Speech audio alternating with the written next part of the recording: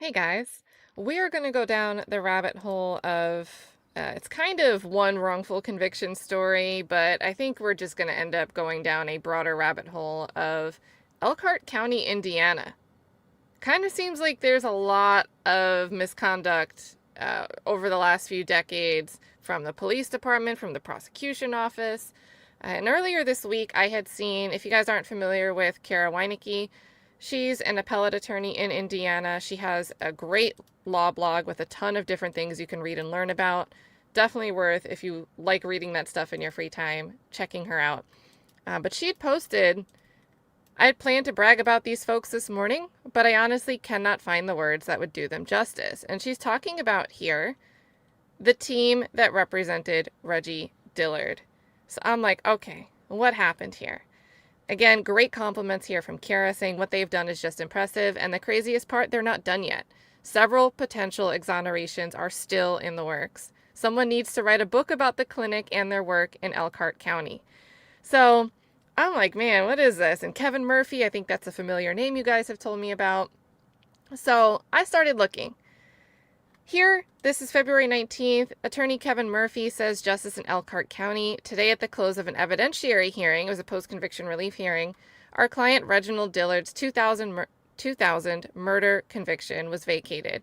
Reggie has spent 27 years in prison for a crime he didn't commit, and he tags co-counsel Elliot Slosser and the Notre Dame Law Justice Center. So I was like, all right, let's let this marinate on the screen. I'm like, I've got to learn more about this story. And this is exactly how my brain works when I hear about stories like this. So I wanted to look for the update. And yesterday, the 23rd, we hear sometimes when a sentence is vacated, that doesn't mean that an inmate is going to be released. Sometimes months and months later, they're still incarcerated and waiting on the next step. Well, here, took about 3 days. Reggie Dillard is free. This was an update yesterday from Kevin Murphy and Elkhart County's most recent exoneree. It was a perfect day celebrating with this man and his freedom. Aside from the missing, they didn't have Elliot Slosser with them. And so I'm like, all right, we're going to read. This was the order officially dismissing the case, which was filed on the 23rd yesterday. Yeah, so shout out to KOE Gaming, straight from Elkhart County. I think there's a lot going on over in your county, so if you want to share anything, let us know. Let us know. But yeah, so the court says they review the following documents, and you'll notice up here it says special judge. So as I'm reading this, I'm like, we have a special judge? Was a judge disqualified? So pin that, because we're going to talk about that. And I'll make this bigger so we can all read it. All right, so the court reviews the following documents. State's motion to dismiss, filed by the elected prosecutor, Vicki E. Becker. You may have seen her in the thumbnail of this video. She might become a familiar name if you don't already know it. So she files this motion to dismiss on February 20th at 8:40 a.m. Defendant's response to Vicki Becker's motion to dismiss, filed shortly after that. And then the motion to dismiss, filed by a special prosecutor in a companion case, Nelson Chipman Jr., also on the 20th. And then this order here is actually signed by Teresa Cataldo. A lot of these names are going to pop back up as we go backwards through this deep dive. And we got a yes, it's wild here. So, not sure also has experience working over in Elkhart. Whew, I think there's a lot, guys. You might have noticed in the description, this just says deep dive part 1. Because I don't know where it's going to go. This case involving Dillard, Reginald Dillard, he has like 3 associated cases in initiatives at the Court of Appeals and the Supreme Court to remove the judge, the original judge. And I started looking at all those cases and I'm like, this is just so much. It's nuts. So they say, let's read this. The court recognizes that defendant, this is Dillard's response requested, in essence, that this court, 1, find that the disqualification of Judge Cataldo remains in effect. 2, find that the disqualification of Ms. Becker remain in effect. And 3, await the special prosecutor's motion to dismiss, which is why we spell it out up here that we've got all of those stepping stones in place. Oh no, so Chipman has issues too? So even the special prosecutor appointed here also has issues. I haven't gone down the Chipman rabbit hole yet, but it's pinned, it's noted. Oh boy, strap in, guys. So with Judge Cataldo having transferred this case to Special Judge Christopher Spataro, request number 1 is moot. With the Special Prosecutor having filed his motion to dismiss, request number 3 is now moot. And as to request number 2, and the request to find that Ms. Becker's disqualification remains in effect, and that she does not have prosecutorial authority to take prosecutorial actions in this matter, the court believes that it need not address the issue at this time. However, to the extent necessary, the court appoints E. Nelson Chipman Jr. as special prosecutor in this case, given the potential conflict issues. Just one big hot mess. So, yeah, we never know what we're going to unpack. Oh, man. Okay, and Chipman's from Marshall County, so good to know. You know, I expect I'll learn Indiana geography a little bit better through the course of this. Therefore, the court will note that there are 2 pending motions to dismiss in this case, one filed by the elected prosecutor and one filed by the special prosecutor in companion case, PC 19. E. Nelson Chipman Jr., who to the extent necessary has been appointed in this case as well, subject to his formal acceptance. The court believes that at least one of the 2 prosecutors noted herein had or has the authority to file a motion to dismiss in this case. The court also finds that the more important issue at this time is that an innocent man remains in custody. So to me, this is the most important line of this. This is a statement of innocence from this court. So accordingly, without further delay, the court now dismisses this case with prejudice and orders that the defendant, Reginald Dillard, be immediately released from continued incarceration. Again, that was ordered yesterday. So, as always, because I think it's important to see and feel the story, let's watch this moment of release. This was posted at 4:45 a.m. by Michael Clubb over at the South Bend Tribune. We're going to really look at 2 different outlets that have covered problems in Elkhart County and with these cases in particular.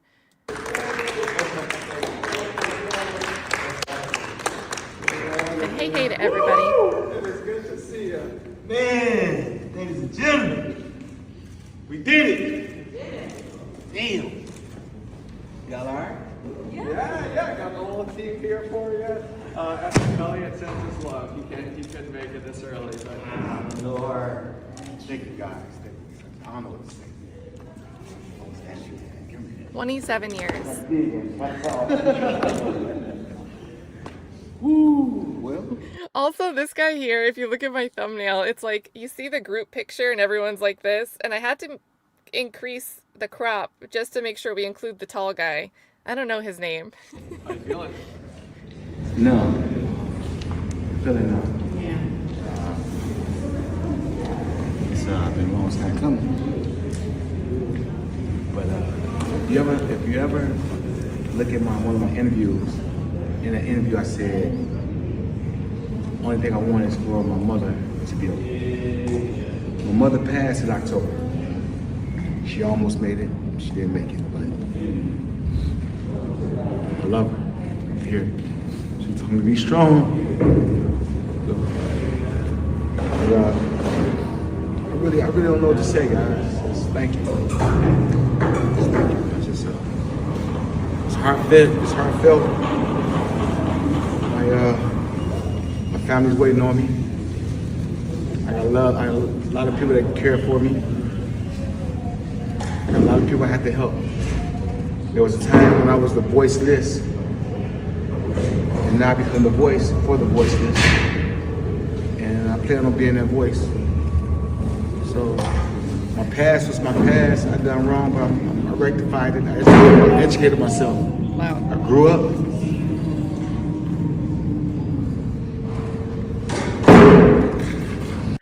Now, what he's talking about there, for quick context, we'll hear more about it, is he used to sell drugs. We're going to hear more about that. But he never murdered anybody. But we'll be all right. We'll be all right. Come on, I'm ready to go, y'all. All right?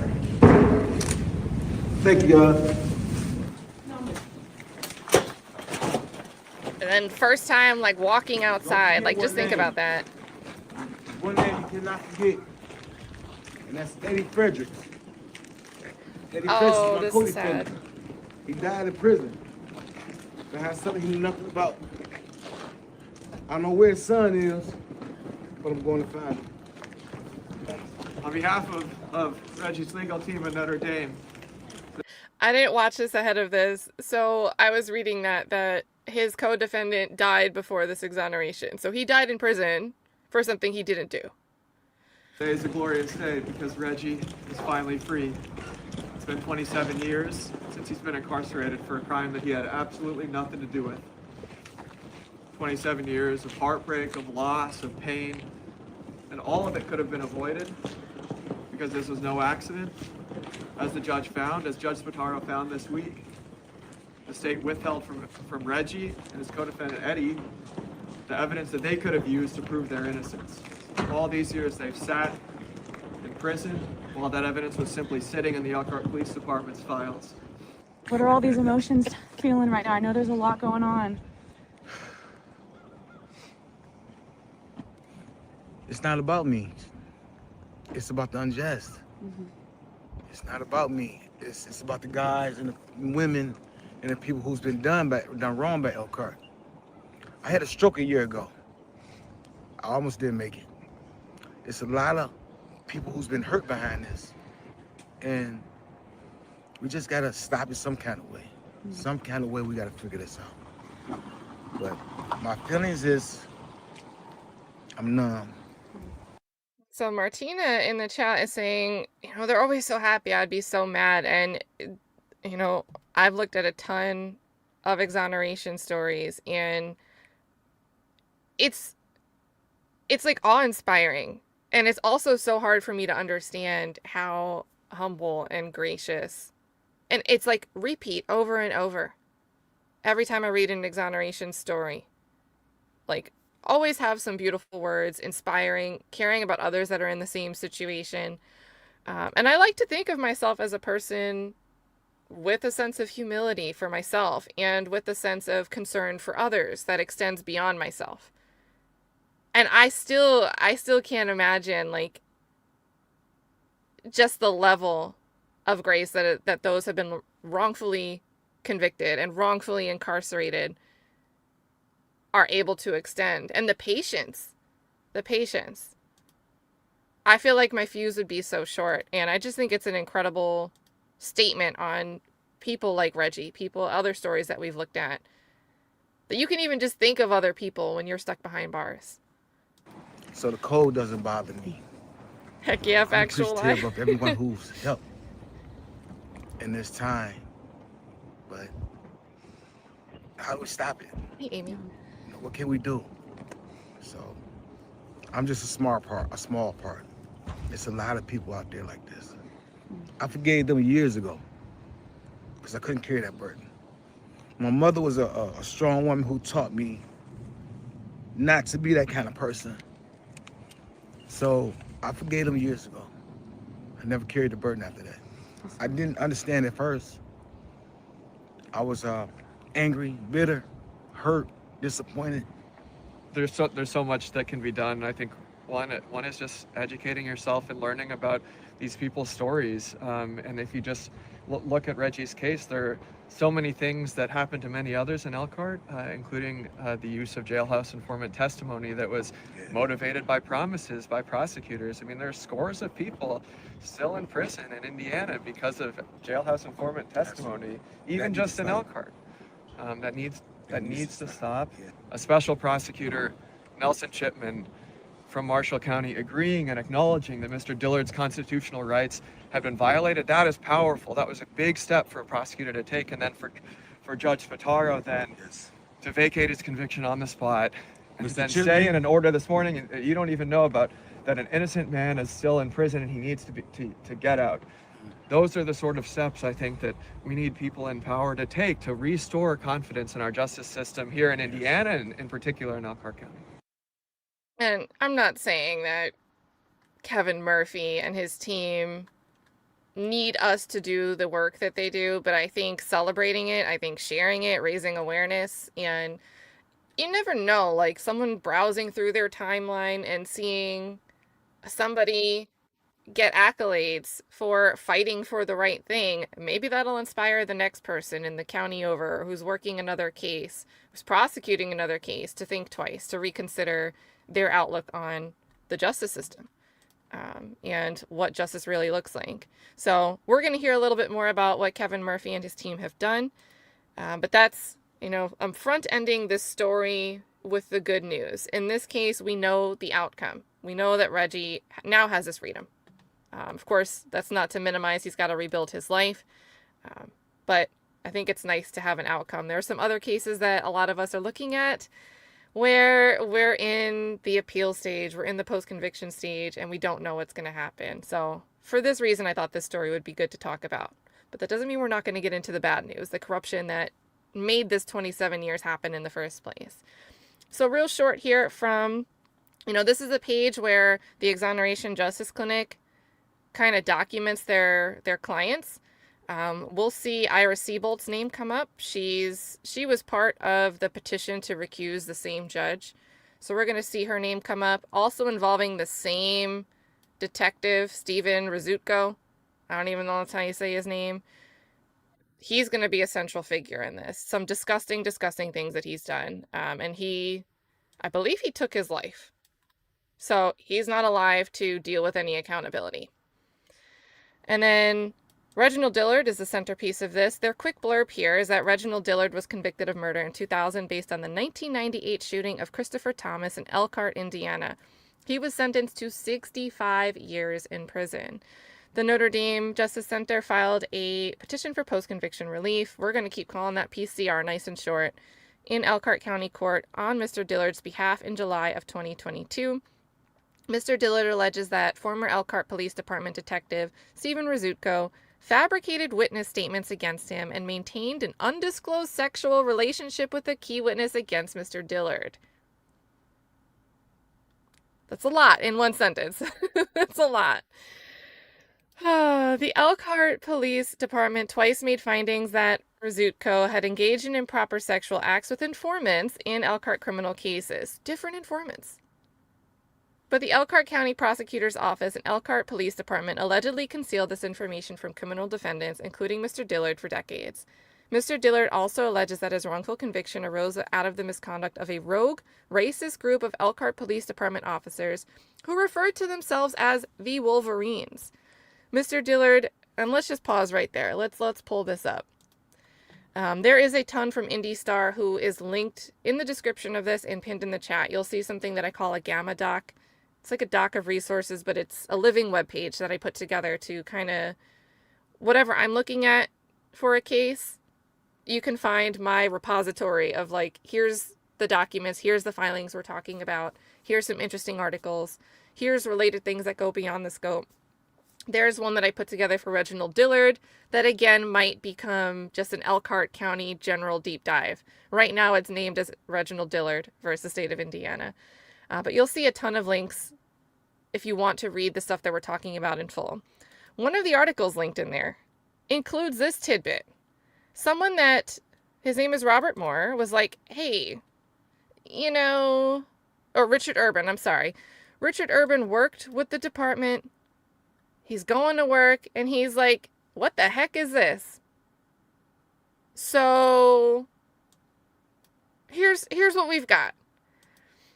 IndyStar, which is the publication, found no documented evidence that any of these Wolverines or other Elkhart officers were affiliated with the KKK. But several former officers recalled seeing Ku Klux Klan memorabilia, pamphlets, a wallet, and a comb embossed with the KKK logo in the police department. So Richard Urban, this is where we're getting this picture from. Richard Urban came to work one night and saw an image that bothered him. It was posted on a bulletin board inside the station. He didn't know who put it there or why, but he promptly took it down. So for anyone that's listening and not looking, it's a Boys in the Hood. It looks like a type of political cartoon. Someone saying Boys in the Hood, and it's a police car with two drivers wearing what looks like the white KKK hoods. And they took this clipping from the newspaper, and then whatever police department was written on this cartoon originally, someone at the department pasted the letter E, so it would read Police Department, so Elkhart Police Department, and decided to hang it on a bulletin board in the department. So, yeah, there they go. And they describe it here. But, like, when we jump back over to this quick summary about Mr. Dillard alleging that his wrongful conviction arose out of the misconduct of a rogue racist group of Elkhart Police Department officers who referred to themselves as the Wolverines, I feel like that's a pretty good, quick little thing to show to demonstrate what Mr. Dillard might have been talking about. Mr. Dillard further alleges that the Elkhart County Prosecutor's Office and Elkhart Police Department concealed additional material exculpatory and impeachment evidence from him, including 1, significant consideration, so offers of leniency, provided to its 3 key witnesses in exchange for their testimony. So that's like a Brady Giglio or Giglio, however you want to pronounce it, violation. And 2, evidence implicating alternate suspects, including a police report from the day after Mr. Dillard was wrongfully convicted, identifying the true killers of Mr. Thomas. So, news gets around that, and this is back in the 2000s, Dillard's convicted. Someone calls the police department and is like, that's the wrong guy. You got the wrong guys. And we're going to hear about that. So this is the process I went through this morning, diving into this. You guys get to see how my pathway works. So the backstory, what went wrong with this investigation? What's the misconduct that I'm sitting here mad about? So this is going to be, we're going to read a lot from Christine Phillips. In the description, if you hop over to the Gamma document, I linked to several articles. She's an investigative journalist. I think she deserves an award. She's doing incredible work. There's a bunch here that we're not going to look at where she talks about the department in general. But they're here if you want to look at them on your own time. Just for the sake of keeping this stream a bit more concise, we're going to focus on 2 pieces that she did about this post-conviction relief petition. And if I can get the full petition, I reached out to Mr. Murphy. I think it's like 243 pages. We might not read the whole thing on stream. We might, read the prominent parts and maybe skip the case law. But I am looking for that document. I couldn't get it from the Indiana court website. But if we can get it, we'll just read the whole statement of facts in full. All right, so back to this article. And again, if you can support these articles by Christine Phillips, follow her over on X at Christine Phillips. That's linked in this document as well. So this series, Lawless, inmate says police, prosecutors use bogus witnesses to falsely charge him. So Christopher Thomas, this was the victim here. Christopher Thomas left a trail of blood as he staggered and fell on the ground outside his motel room. As he lay face down wearing only a pair of shorts and a wristwatch, several more bullets pierced the left side of his head. The former U.S. Marine who spiraled into crack addiction died from 1 gunshot wound to the chest and at least 4 to the head. Thomas had been a confidential informant for the Elkhart County Drug Task Force for 10 months leading up to his shooting on August 19, 1998. He helped narcotics detectives by conducting nearly 100 drug buys that incriminated dozens of cocaine dealers. In other words, there's a lot of potential suspects. The murder remained unsolved for several months. Unsolved. Investigators had no murder weapon, no fingerprints, and no evidence pointing to a suspect. Early eyewitnesses' descriptions of the gunman indicated only that he was a tall, thin, black man who wore dark clothing. But in early 1999, Elkhart detectives zeroed in on 2 suspects. So we go several months with nobody, and suddenly we're zeroing in on 2 suspects. Police and prosecutors allege that Reginald Dillard and Eddie Frederick, rest in peace, 2 drug dealers from Michigan, carried out the murder under orders from a local kingpin who wanted Thomas dead for working with the police.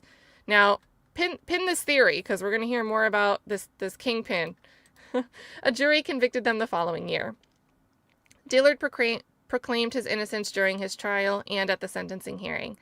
"We didn't kill that man," Dillard said. "I didn't kill nobody." The witness, the police, and the prosecutors all lied, he said. Everybody. The men both received the maximum sentence of 65 years in prison, where Frederick died in 2005. Dillard, however, is back in court, armed with what he, and this article was from May 20th, 2025. So just shy of a year ago. So he's back in court, armed with what he and a team of attorneys, a shout out to the Notre Dame, that whole team. I got to learn their names. I will as we keep going. I'll start picking up their names and faces. They're there with new evidence in the case against him and Frederick, and they say it was built on fabricated statements from fake witnesses. Among their allegations, detailed in a 273-page petition, so strap in if we get that, that's going to be a long one, challenging Dillard's conviction. The prosecution's star witness, and we love a star witness here, a woman who said she saw the murder, was not there when Thomas was shot. Already a great start for us learning about this star witness's credibility. Instead, they say she was a false informant tapped to incriminate Dillard and Frederick by a detective with whom she was having sex. Prosecutors also arranged favorable plea deals for other witnesses in exchange for fabricated testimonies, Dillard and his attorneys allege. One of these witnesses now claims in an affidavit, so this is sworn, an affidavit means you're swearing off on what you're saying in the affidavit, that he lied because detectives forced him to incriminate Dillard and Frederick. As investigators focused on the two men, they failed to investigate other potential suspects with motives to kill Thomas, Dillard's petition alleges. One of those who was not investigated was a drug dealer who, days before Thomas was killed, called him a marked man for being an informant. Another was a drug dealer whose wife told investigators she helped get rid of shell casings and gun parts tied to the murder weapon. So let's get into this misconduct. And Elliot Slosser, someone I already recognize. You guys, if you don't already know him, you'll start to recognize him. He's been advocating for decades.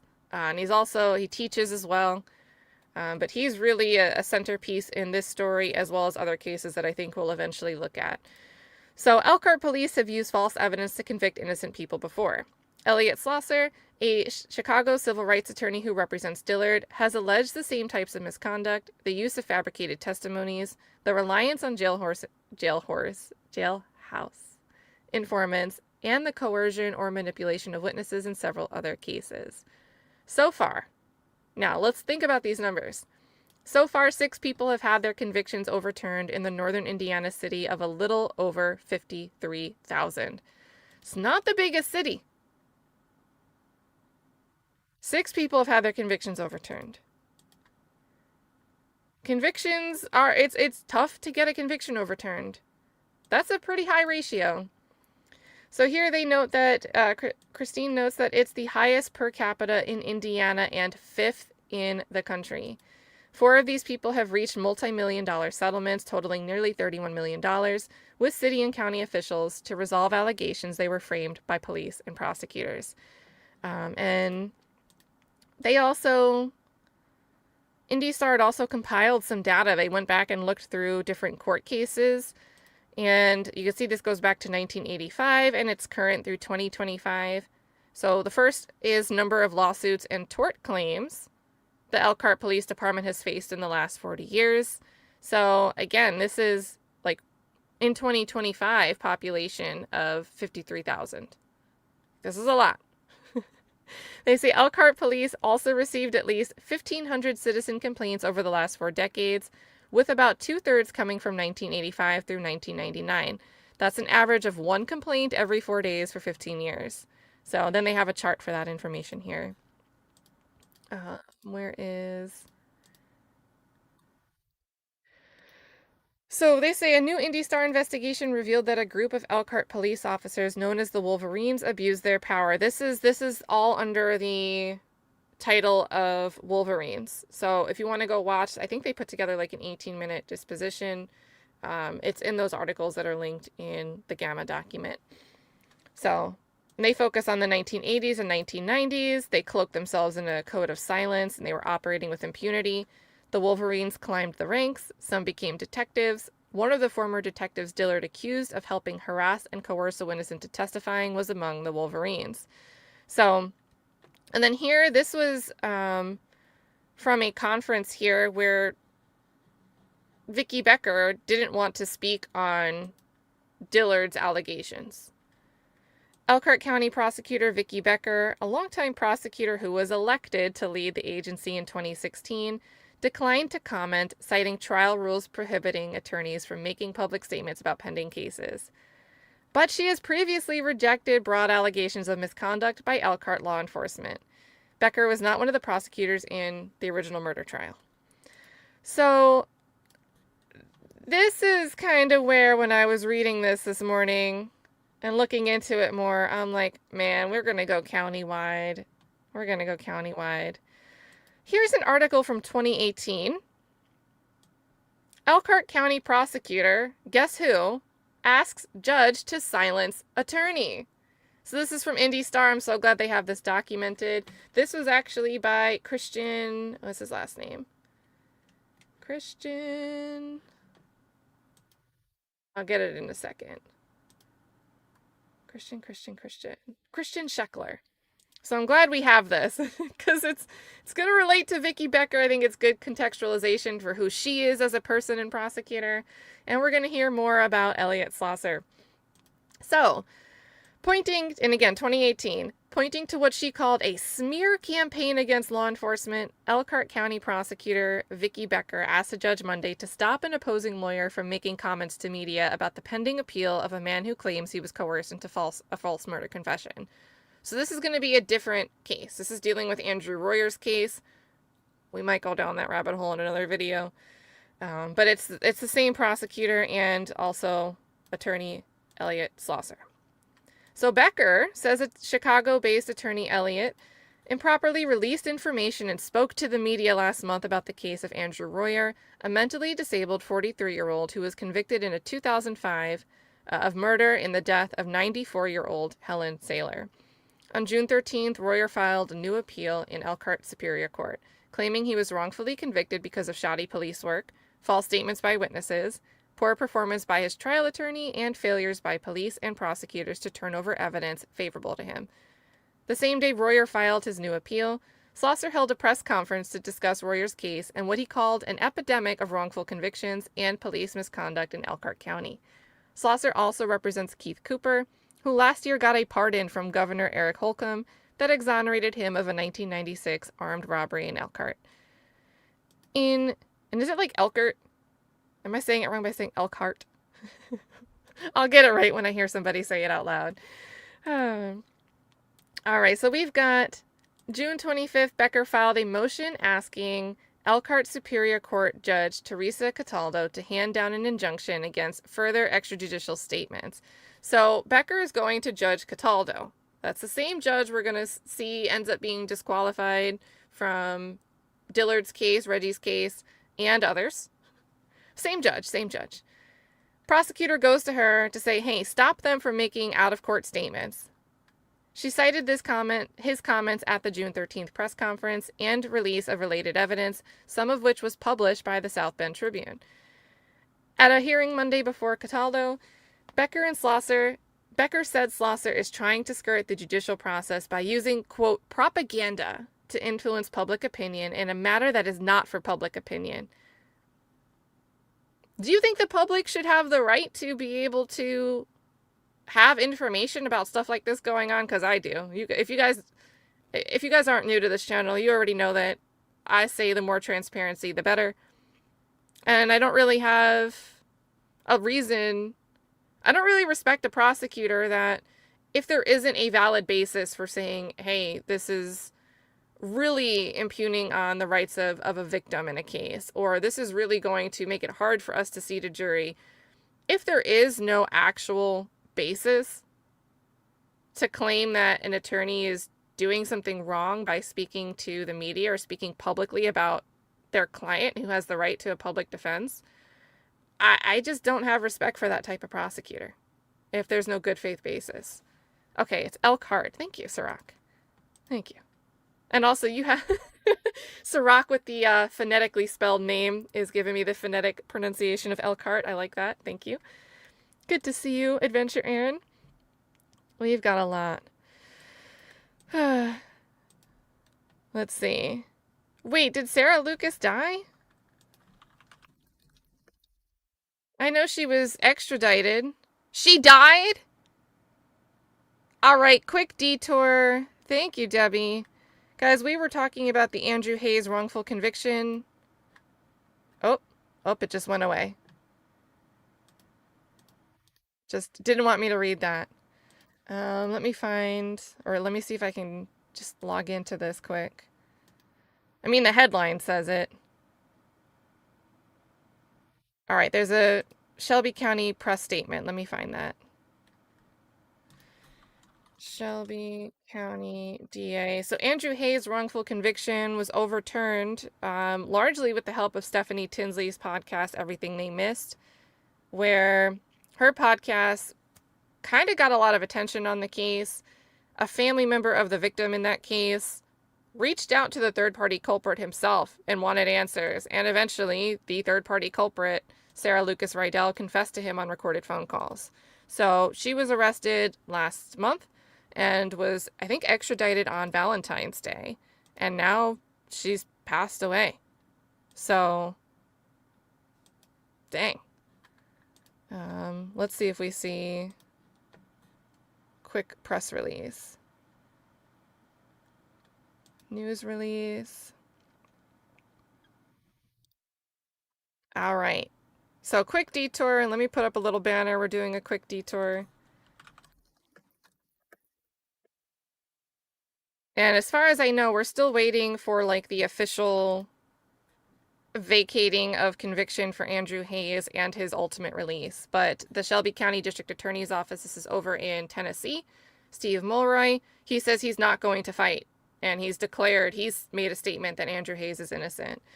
So let's see, this was February 18th, District Attorney Office issues statement following death of defendant in Danny Harris case.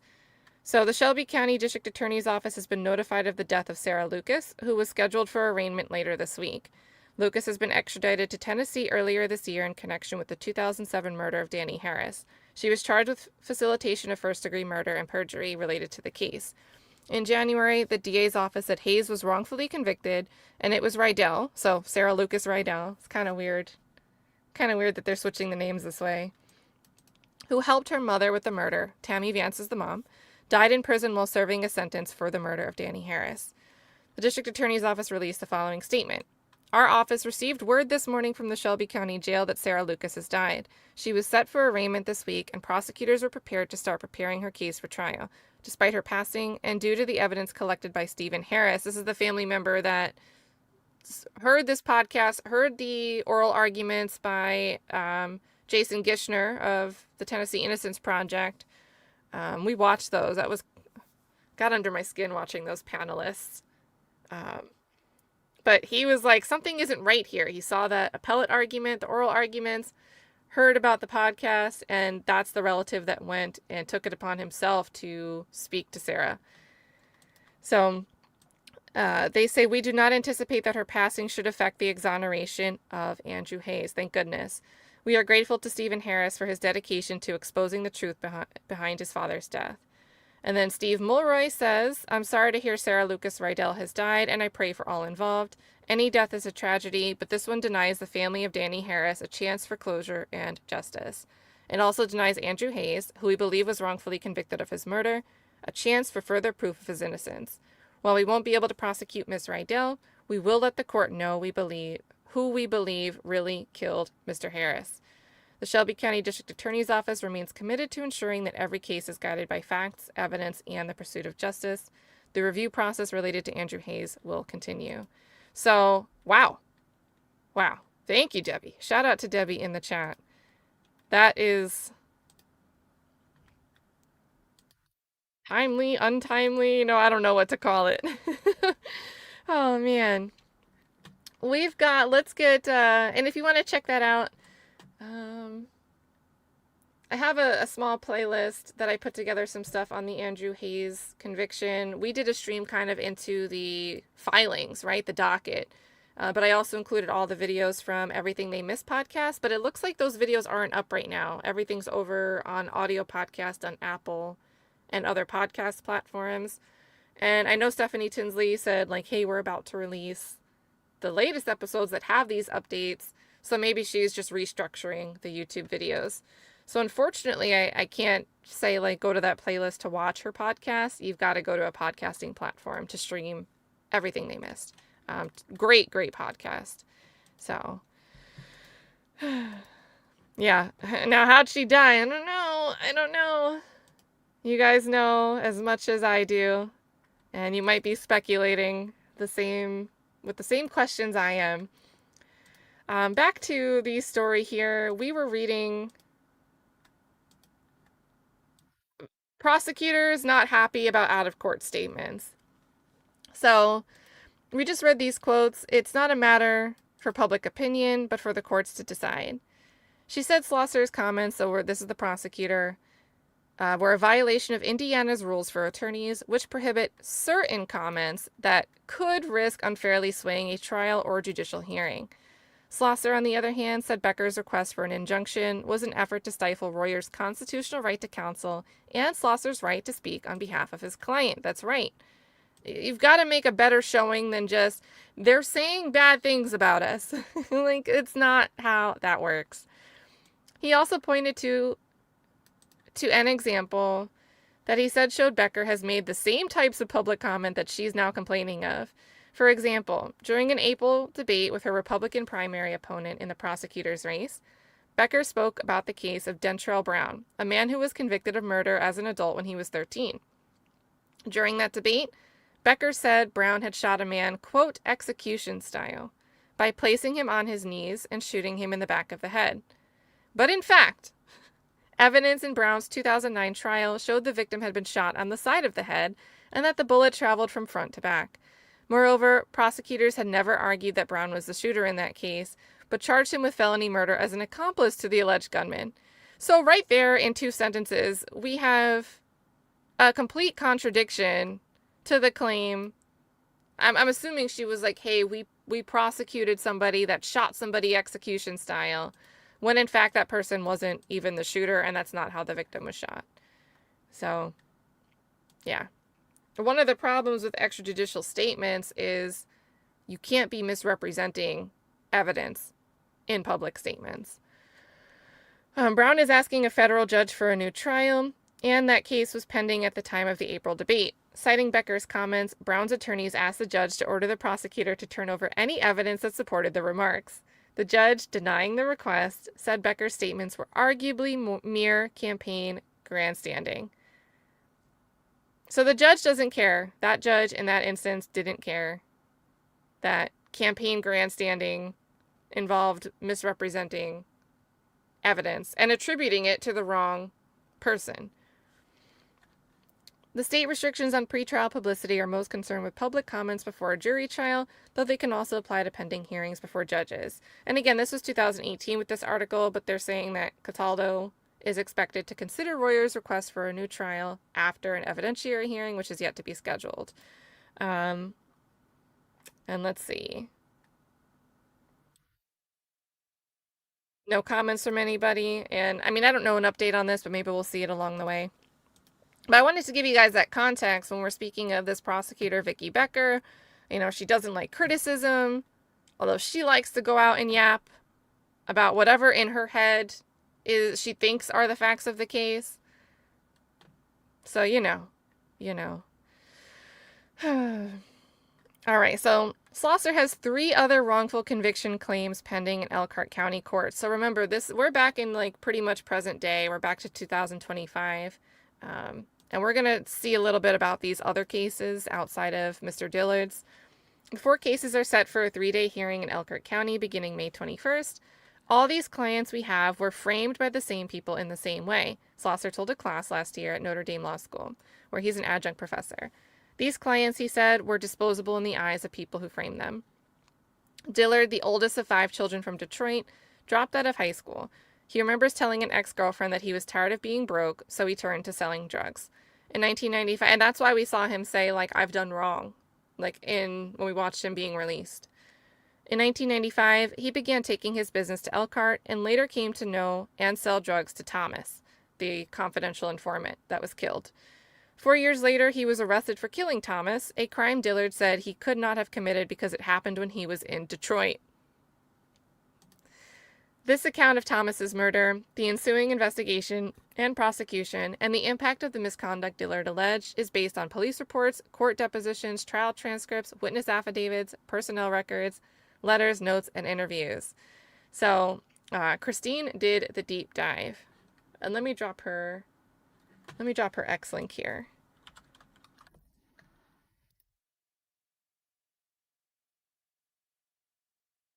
And again, probably a great person to contact if, sometimes like, hey, I know of something crazy that happened here too. Who do I contact? And sometimes I only have like a general, like, hey, maybe go to this resource and look there. But I would say Christine, probably the right journalist to go to, Christine Phillips, if you are dealing with something going on in Elkhart. Oh, YouTube doesn't want to let me share it. Let me try again.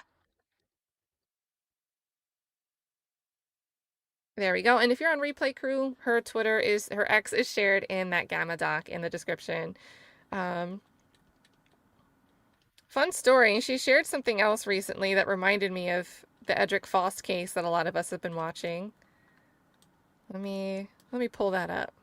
This is, I think, back in January. So, different case. We're going to segue to a different case for a second. She also did investigative work into the story of John Turner. John Turner was convicted based on eyewitness testimony. Our reporting led to a tip identifying another perpetrator. Earlier this year, a judge overturned Turner's conviction. And maybe we'll look at that a little bit, but definitely worth checking out this story and her work on it.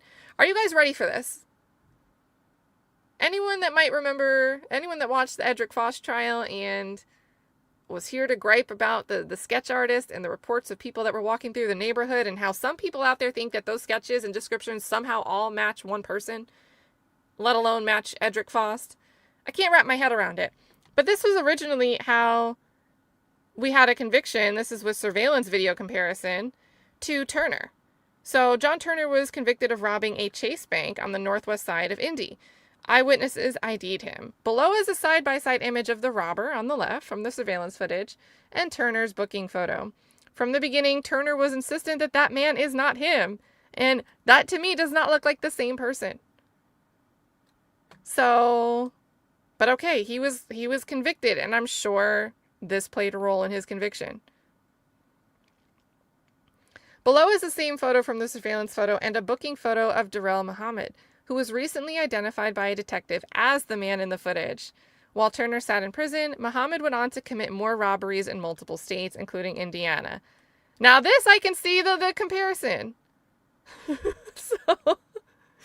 So there we go. There we go. And again, surveillance photo versus sketch. Some people might be like, well, photos and videos don't lie. Well, I mean, I would still say this is subjective. So, oh man. So there's that. Shout out to Christine. I think this is the exact type of, not only is she looking at this story, but I think her presentation here over on X is just enlightening to be able to scroll and do this side by side. I guess I should share this one too. Sometimes I'll share like the instance because I think it might be easier for people to start here and work their way down the thread, but I'll just share both in this case. Yeah, like the chat's like, no, it's not the same. This one's not the same. So hold on, exact same eyes. You can't even see the eyes. But somebody out there would say like, oh, it's the same. They both have heads. Like, cool. Oh my goodness. So we've got a lot. It's not going to get any better. It's not going to get any better. I think we were here, right? Yeah. The Star Witness. Trisha Mock. Interesting last name for this. Trisha Mock had been up for several days and nights, binging on alcohol and crack cocaine. On the 6th night, Mock told police she was in a drug house where she often saw Dillard and Frederick. She'd known them for months. They saw her as their little moneymaker, she told police. So remember, Dillard and Frederick, those are the co-defendants that wrongfully convicted. She brought them people who wanted to buy drugs, or she gave them cash she made from prostituting herself in the streets. In return, they supplied her drug habit. Dillard received a call at some point that night, Mock told police. Quote, "It will be done tonight," she claims to have heard Dillard tell the person on the other line. Then Mock and said Dillard told her she was coming with him and Frederick to carry out the task. They left the drug house in a blue sedan and arrived at 3 Point Motel where Thomas was staying. By then, according to Mock, the two men had filled her in on the plan. So they just take this girl with them, according to her. This is one of the versions of how it went down. Oh, we're just going to chatty-patty you on this ride. We're going to take you with us so you can be a witness. And we're going to tell you everything. Like, that's according to her how she knows this information. So they fill her in that the order to kill Thomas came from another drug dealer who'd called Dillard and wanted Thomas dead for working with the police. Mock's job, she said, was to lure Thomas to the door. So she's claiming to be there at the door of this motel. Frederick and Mock got out of the car and walked to Thomas's room. After Mock knocked, Thomas cracked open the door but kept the chain attached, she told police. So, cracking the door open and you hear that little metal jingling. Frederick, who Mock said was standing next to her, kicked the door open and walked in. Surprise, he told Thomas, according to Mock. This is very theatrical. Thomas immediately bolted out of the room, leaving Frederick and Mock inside. He turned left and then went back and ran the opposite direction. That's when Mock heard the first gunshot, she told police. She assumed Dillard, who was outside, fired it. Frederick came out of the room and walked towards Thomas, who was lying face down on the ground, and shot him 5 more times in the head, Mock told police. Then they went back to the car and drove away. And here's just so you can see what this would look like. This would have been one of the hotel doors here. Motel. Dillard and his attorneys allege Mock's account was pure fiction. They point to 2 eyewitnesses who lived in trailers near the motel and had a view of Thomas's room from their window. Both said they saw Thomas run out of his room, chased by a thin and tall black man who shot him multiple times in the head. Both said the gunman ran off and didn't drive away in a car, as Mock told police. Neither said they saw a woman that night. Neither were called to testify for the state. So, I mean, this is really the punchline, right? All of this, you have eyewitnesses to the actual time of the crime. Not called by the state at trial. Instead, Dillard and his attorneys allege police and prosecutors settled on a false story made possible by a detective with a long history of troubling behavior. So then we're going to get to that troubling behavior. Also, everyone joining in, good to see you guys. Have I looked into the Delphi case? So I've been following that, right? I don't feel like I'm in a position with how many others have done such deep dives to present that information any better. So I've watched a little bit of Brother Counsel going through like the Franks motion. I followed, while the trial was happening, I followed Defense Diaries and Andrea Burkhart. Not going to lie, Andrea Burkhart got the priority for me. But when I had the time, I was re-listening to the days with Andrea Burkhart, then Defense Diaries, and sometimes Lawyer Lee if I had enough time to watch case coverage of a trial day 3 times. I'd watch Lawyer Lee as well. And then ever since, Hella, Nick Starro, Dolly, Criminality, the list could go on. I've really tried to piece together. And I agree he was railroaded, and I think it's horrible that Judge Gull, who once used to be camera-friendly in courtrooms, cut cameras out of this one. And we can't actually see all of the horrible things that happened. So, and yeah, if anyone isn't familiar with the Richard Delphi case, there's a ton of stuff where you could start. But I do think maybe starting with Brother Counsel's coverage, who's kind of going in order looking at the case, is a good place to start. And didn't Brandy Churchwell, didn't she do... I haven't caught it yet, but I think she did a whole dive on the case and did a podcast. I'm not sure if I'm mixing cases, but I think she did one from Richard Allen, and I just haven't gotten a chance to look at it yet. So that's where I would those are some names to start with, and if you're afraid to drink from a fire hose, I'd say start with Brother Counsel, who's like kind of recently starting it. So we've got, let's see, Curno Audits is catching up. What were you doing in 1999? Yeah, celebrate for Reginald tonight. Hey, Chad Diggy, good to see you. Hope you're doing well. Hey, Lady L. And yeah, we'll get a free Ricky on here. So we've got Oh wait, sus at best. You know, it's been a while since I dropped one of these sound effects. I needed some levity this week. I was so down last week. I'm a little bit goofy reading through this story. And again, it's only possible because we know the outcome. Like, we know we have a positive resolution in this case. So we've got to embrace it. Gotta be positive when we can. So now we're going to hear about this police misconduct. It's going to be a time. Should this cop be a cop? How a problematic detective helped close a murder case. So Steve Rzutko, whatever his name is, a veteran Elkhart police detective, was not the lead investigator in the murder of Christopher Thomas. He was not even part of the investigation. But by January 1999, as the months-old case sat unsolved, no murder weapon, nothing, no fingerprints, investigators suddenly, with Rzutko's help, seemed to catch a break. They found a woman they claimed to be an eyewitness. So they don't call the actual eyewitnesses to trial, but they're like, oh, we finally got someone.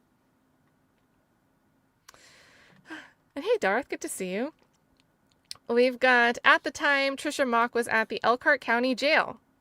So where do they find Trisha Mock? Well, she's dealing with potential pending prosecution of her own. She's been arrested. She's being held. She was there, and her and other inmates were being asked if they knew anything about Thomas's murder. So they have like a holding room. My vision of this is they have a holding room, like for bookings and like overnights or whatever. And they just walk around and, hey, do you know anything about this? Like, that's my vision of this. Mock initially denied knowing anything. A few hours later, Rzutko, and this is Rzutko down here, took her to her room and asked her again. So they pull her separately and ask her. This time, she gives a written statement. So she goes from denying having any knowledge, and then she's writing a statement. Dated January 22nd, 1999, and told a different story. At this point, she says she didn't witness the shooting, but two drug dealers she knew did it, Reggie Dillard and Eddie Frederick. She reenacted the murder for her. Oh, she said that they reenacted the murder for her while they were hanging out in a drug house. So the initial written statement, when she's being held, and they're walking around like, hey, anyone know anything? We'll give you a get out of jail free card. She just says they reenacted it for me, and that's how I learned of these details. Well, on February 10th, 1999, Mock's story changed again. She was there, she told detectives, and Dillard and Frederick forced her to become an accomplice. The two men were charged with murder a week later. Frederick died in 2005. Dillard, however, is back in court this week, because remember, we're reading from 2025 still, so this is like a year ago, with a series of troubling allegations that the case against him and Frederick was built on fabricated statements from false witnesses prosecutors arranged favorable plea deals with in exchange for testimonies. The allegations and Rzutko's history of misconduct also raise questions about his and Mock's credibility. So according to affidavits from several women, Rzutko engaged in sexual activities with prostitutes while using them as false informants to close cases. One of them, according to multiple women, was Mock. And this is the guy again. This is the guy. Trisha and I talked about Steve Rzutko. She told me that she had sexual relations tricked with Steve Rzutko, according to an affidavit from Kashina Bryant, an Elkhart resident who knew Mock. Trisha told me Rzutko would give her money and information in exchange for sex. The police department had known about this type of behavior. In 1996, 2 years before the murder, an internal investigation found Rzutko fondled a woman who was also his confidential informant. He was suspended for 3 days. Imagine you're in prison for 27 years because of somebody, and when they do something wrong, they're suspended from their job for 3 days. Rzutko became the subject of a similar investigation in 2001. He retired that year after investigators concluded he'd committed malfeasance. Dillard and his attorneys say Rzutko's history of misconduct was hidden from defendants who should have been allowed to question his credibility. Elkhart officials pushed for this kind of transparency years earlier after the city faced controversy over police brutality. Now, remember, we just read that in 2018, Prosecutor Vicky is pissed that there's any public advocacy. So that's the environment. That's the media environment. That's the state of transparency in 2018, at least. So it's not new in 2018. It's just different people complaining about it. But all the way back to maybe the 90s, maybe even the 80s, people have been asking for transparency. So to go to prison because of this testimony from a less than credible witness is tragic, according to a 1993 report from the city's Board of Public Safety, which oversaw the police department. 1993. It begs the question, should this cop be a cop? Rzutko died in 2019. Mock died in 2022. Dale Flipson, the case's lead detective who later became police chief, did not respond to a request for comment. They got nothing to say. Elkhart has reached settlements with 2 other men who accused Rzutko of fabricating evidence and using fake witnesses to frame them. The total price tag, $12.5 million. I believe another verdict decision, at least one, came down between May 2025 and present day. All right, so the story's going to change again. So she did not tell the truth until the 3rd time. The alleged misconduct extended beyond police. Prosecutors built their case largely on Mock's story, even as records reveal they seemed to doubt their star witness. Not good when there is records that they doubted their witness. You might be able to wonder, but sometimes you can't always prove that prosecutors knew they were putting a liar on the stand and relying on that liar to prosecute somebody. But here, in previously undisclosed notes, Michael Cristofano, one of the prosecutors on the original case, listed nearly 30 holes and inconsistencies in Mock's statements.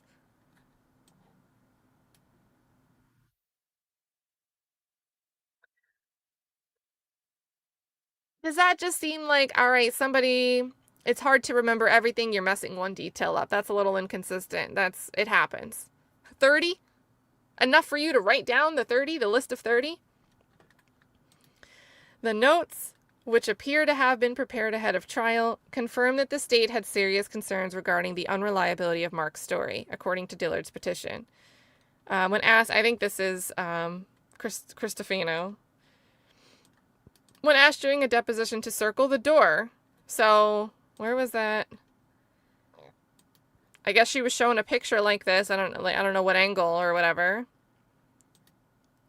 But when asked during a deposition to circle the door of the room where Thomas stayed, for instance, Mock circled the wrong door. While in jail, Mock wrote to her fiancé that Frederick didn't kill no one, and Dillard was the one who shot Thomas in the head. This contradicted what she told detectives. When she talked to police, she changed her story repeatedly. And then so Cristofano is deciding which version is the truth. He says she did not tell the truth until the 3rd time. So he must have really liked the 3rd story. Dillard and his attorneys allege prosecutors coached Mock ahead of trial to help her get her story straight. For example, Mock initially said there was a chain lock on Thomas's door when Frederick kicked it open. But there was no damage to the door or other signs that someone forced their way in. Court records, and I would imagine if you kick down something with that chain lock engaged, one of the brackets that holds the chain lock in place on either side, either from the frame or the door itself, one of those has to pop for this to even have happened. But there's no damage. So how do you reconcile that? Court records show that at trial, Mock's testimony again changed. There was no chain now. So it's like, there's no damage to the door. I got to change that detail. I can't say there was a chain because obviously there'd be damage. So now I'll just say there's no chain.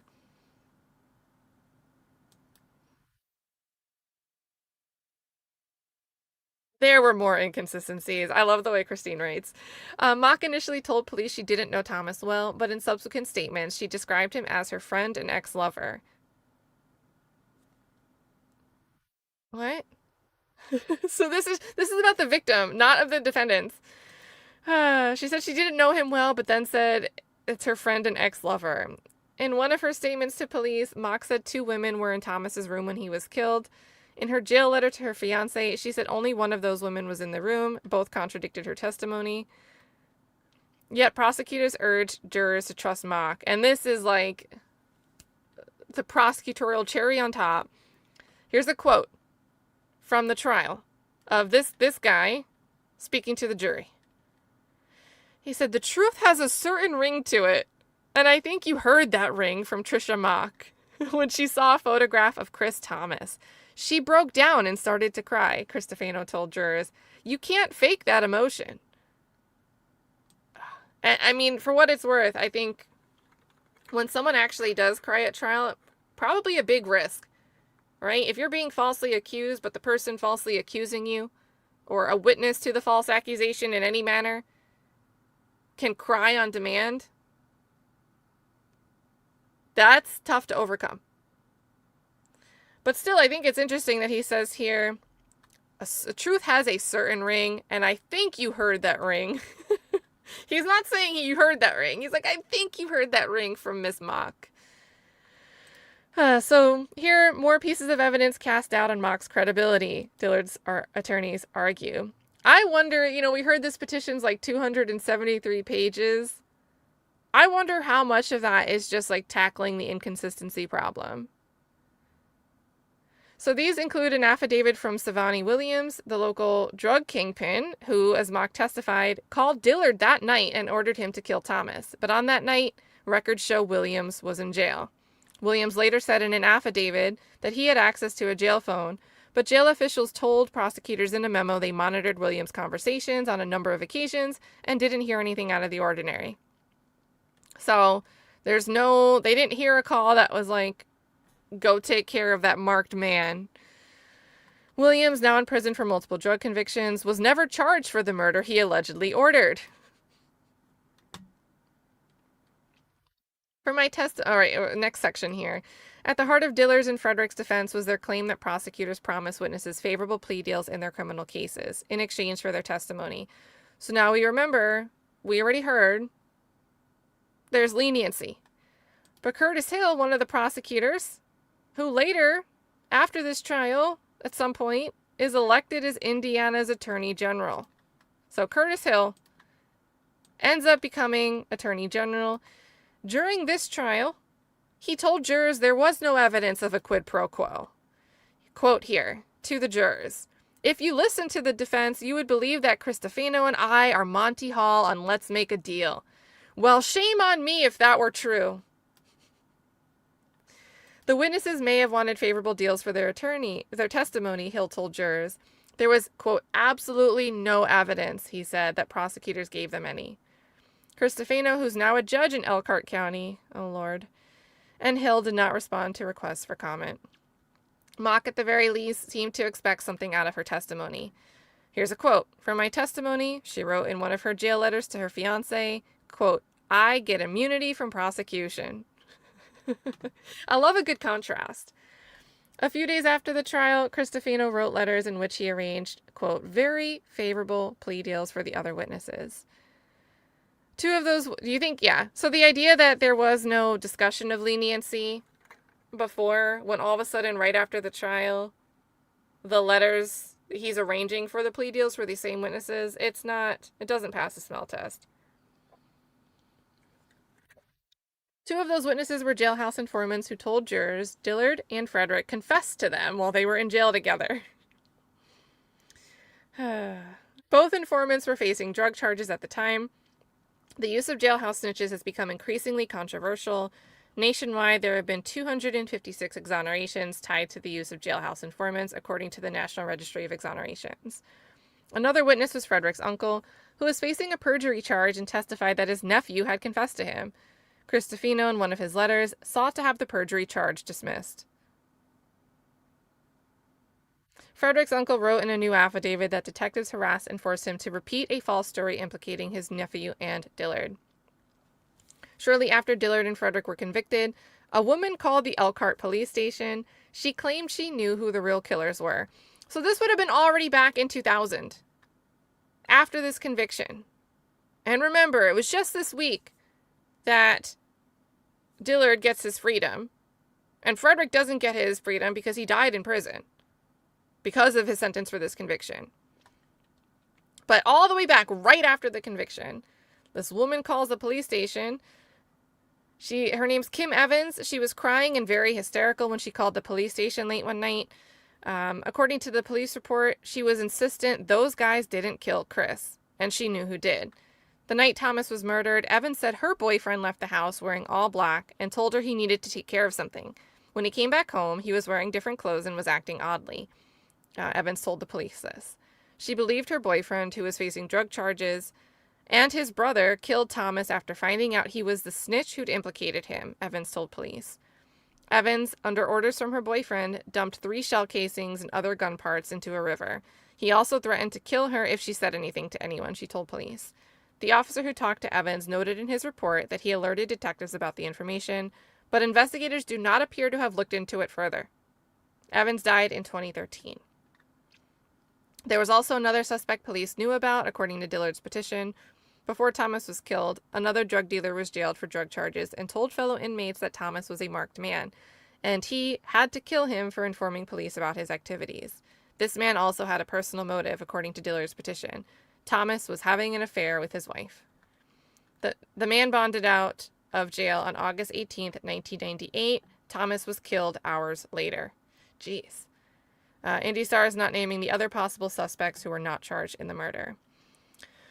So, let's see. This is from Dillard himself, talking about how he didn't take his mom's advice and that he wishes he had taken her advice. He was 57 at the time of this article, so if he's had a birthday, he'd probably be 58 now. Has spent nearly half his life behind bars. His elderly mother, who just turned 73 and now lives in a nursing home, constantly worries she won't be around long enough to see her son. I just want my son to be home, Janice Dillard said. I just want to hug him. I want to kiss him. I want to hold his hands. I want to rub his face. What mother do you know doesn't want that? So, dang, Reggie has 6 kids. I think we might have heard that. But, so Reginald Dillard has 6 children. So that's 6 children who didn't have their dad for 27 years. One of whom was a toddler when Reggie was arrested. He says, I didn't get a chance to throw a ball with my son, show him how to tie his shoes, or teach him how to speak to a lady or his mother. One of his daughters, Shanita Wilson, was only 7 at the time. For years, she didn't know or understand why her father was in prison. She blamed her mother. She was angry at her father, to whom she was closest, for not being around. By the time she was 14, she'd run away from home and was living in the streets. She was an alcoholic long before she was even old enough to drink legally. Now, she's a college graduate. That's awesome. With a triple major who believes she understands fully what happened to her father. He's still very much loved by a lot of people, Wilson said. He's not just some forgotten prisoner. So again, Christine Phillips has done a ton on this case, so please check out those articles that are linked in the Gamma doc in the description. And again, if you have something that relates to what's going on in Elkhart, I really think that she'd be a great person to take a story to. So, yes, this is Indiana.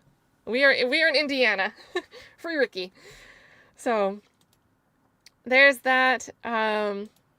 Next, what I had lined up, let's see. Going through a bit of the hot mess of all of this. Let's see.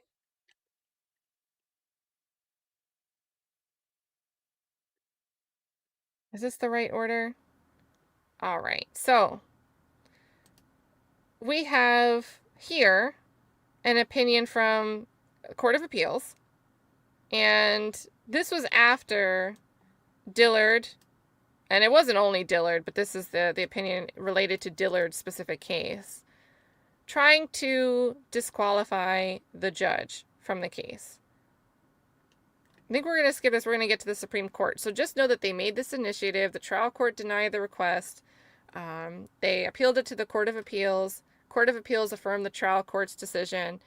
And then eventually it gets all the way up to the Supreme Court of Indiana.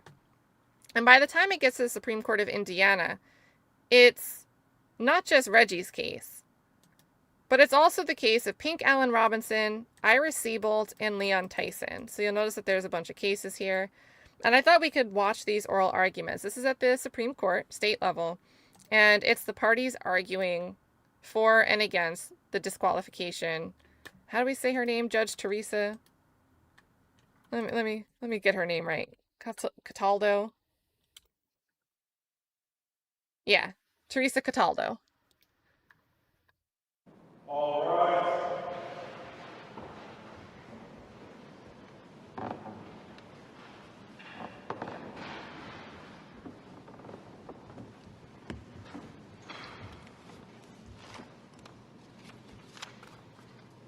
Supreme Court begins.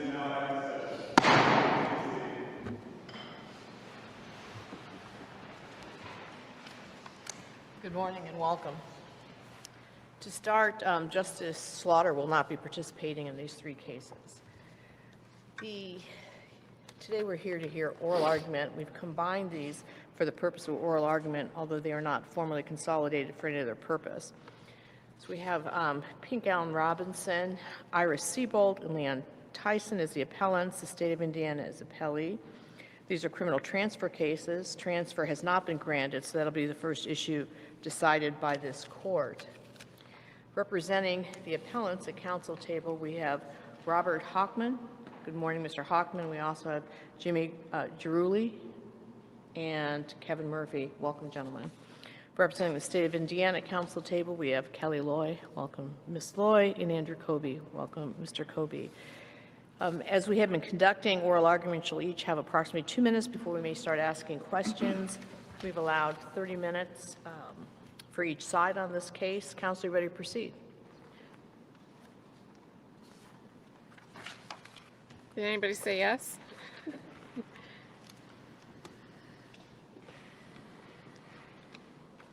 I'm sorry, I should have said that this was argued January 25th, 2024. Is the court, Rob Hochman for the appellants. I'm going to begin briefly with a quick discussion of transfer and then move to the merits. As respects transfer, the issues in this case are undoubtedly of great public importance. We maintain the lower court's resolution of the issue conflicts with decisions of this court, and that the result is the kind of significant departure from Indiana practice that warrants this court's review. Each of those is a proper ground for transfer under Indiana Appellate Rule 57H. And because the merits of the case and the propriety of transfer are so bound up, I'm going to turn there now. But of course, at any time you have questions specific to transfer, I welcome them. The facts of this case, I think it's fair to say, are quite extraordinary. Judge Cataldo, at the outset of the Reyer case, referred to allegations of law enforcement and prosecutorial misconduct as defamatory.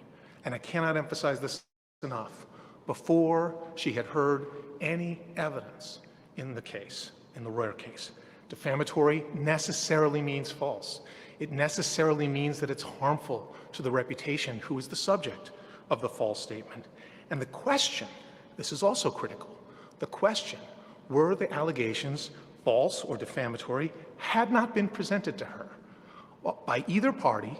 The only issue before her was whether to enter a gag order against both parties regarding public comments about the case. So she offered the defamatory comment gratuitously. The reason why that's so critical is because this court's cases draw a very clear line. Facts and comments about the... Sorry, I haven't watched this in advance. I was like, I'm going to watch it with the chat. So this judge is making a determination on her own of the veracity of the statements at issue. When the parties are going to her saying, hey, can you just gag the parties? It can be both parties, whatever, from speaking publicly about XYZ issue. And this judge just said, yep, it's defamatory, even though nobody raised that issue. This court's cases draw a very clear line. Facts and comments about the merits of a case learned in court are fair game. Judges are human beings. They have passionate reactions to things. But when they have passionate reactions on issues that are not before them, and they intrude into the courtroom, and they are from extrajudicial loyalties, feelings, whatever it is, that's when you trigger the very strict standard that Justice Shepard so well articulated in the Tyson case describing his recusal. Now, Judge Cataldo, in deciding our motions for recusal involving similar allegations of official misconduct, ruled, she distanced herself from the suggestion that she had prejudged any factual allegations in the Reyer case. But we respectfully submit that her effort to do so actually confirms the need for recusal here. She asserts, and the state supports this, that when she said defamatory, she was not talking about the underlying allegations of official misconduct in Reyer. Personally, that's hard for me to read that way, but I don't exclude the possibility, and this court need not exclude that possibility, because that's not the question. The question is whether an objective observer could reasonably conclude that it was about the merits of the underlying allegations of official misconduct that are also the underlying allegations of official misconduct in these cases. And indeed, to the extent Judge Cataldo is using this case, these cases, as an opportunity to distance herself from the suggestion that her prior recusal in Reyer, which was appropriate and nobody questions that her prior recusal in Reyer revealed some kind of bias in fact. That, again, very well illustrates why recusal is so necessary here. Because the objective observer knows that she did, in fact, recuse in Reyer. Now she's saying there was no reason for it, and the objective observer is left wondering, of course, why did she recuse in Reyer? But we know she did, and that's an inescapable fact. And anyway, as I've said, it's pretty obvious to the objective observer why she recused. Because she characterized Mr. Slosar's public statements, which were just repetitions of what had been asserted in the publicly filed petition for relief, that those statements were defamatory. Now, fast forward to our 3 years to our motions to recuse. Judge Cataldo knows all this history, and she maybe she's understandably concerned. Maybe she's concerned about her reputation for fairness. I wouldn't blame her for that, and we're not asking you to blame her for that either. But regardless of the reason, in doing so, she allowed herself to be distracted from the task. Because she's focused on her own reputation, she has a personal interest. And that's the line. Personal interests intruding on judicial decisions and conduct. The only question she should have been asking is not whether she can in fact be fair. Not a question she needed to answer. It's whether an objective observer could reasonably conclude that that there was an impartial adjudication of the merits. And in denying our motions, I want to emphasize, she went so far, she went so far as to assert that she had been in fact correct to refer to the allegations in the Reyer petition, repeated by Mr. Slosar, as false and lacking in veracity. That's after Reyer's decided, after Mr. Reyer proves the misconduct in those allegations. She says that they were false and lacking in veracity. Now, I'm not sure that that's a quite accurate portrayal of her comments. I take them to be taking issue with sort of a Is that really his last name? broad brush indictment of the entire system that she's a part of, as opposed to actual allegations in a particular case against particular individuals. Well, as I said, Justice Massa, I don't exclude that as a possible motivation for why she said it, but it doesn't matter what the truth is. It matters whether a reasonable objective observer could take our view, which I think, and again, this is my view, but I'm not asking the world to believe me. But the standard is not who's right and who's wrong about what motivated her. The standard is our view, and again, I read that as a reflexive effort to defend law enforcement and public officials, quite understandably. I get it. I get it. These are important, sensitive, difficult issues.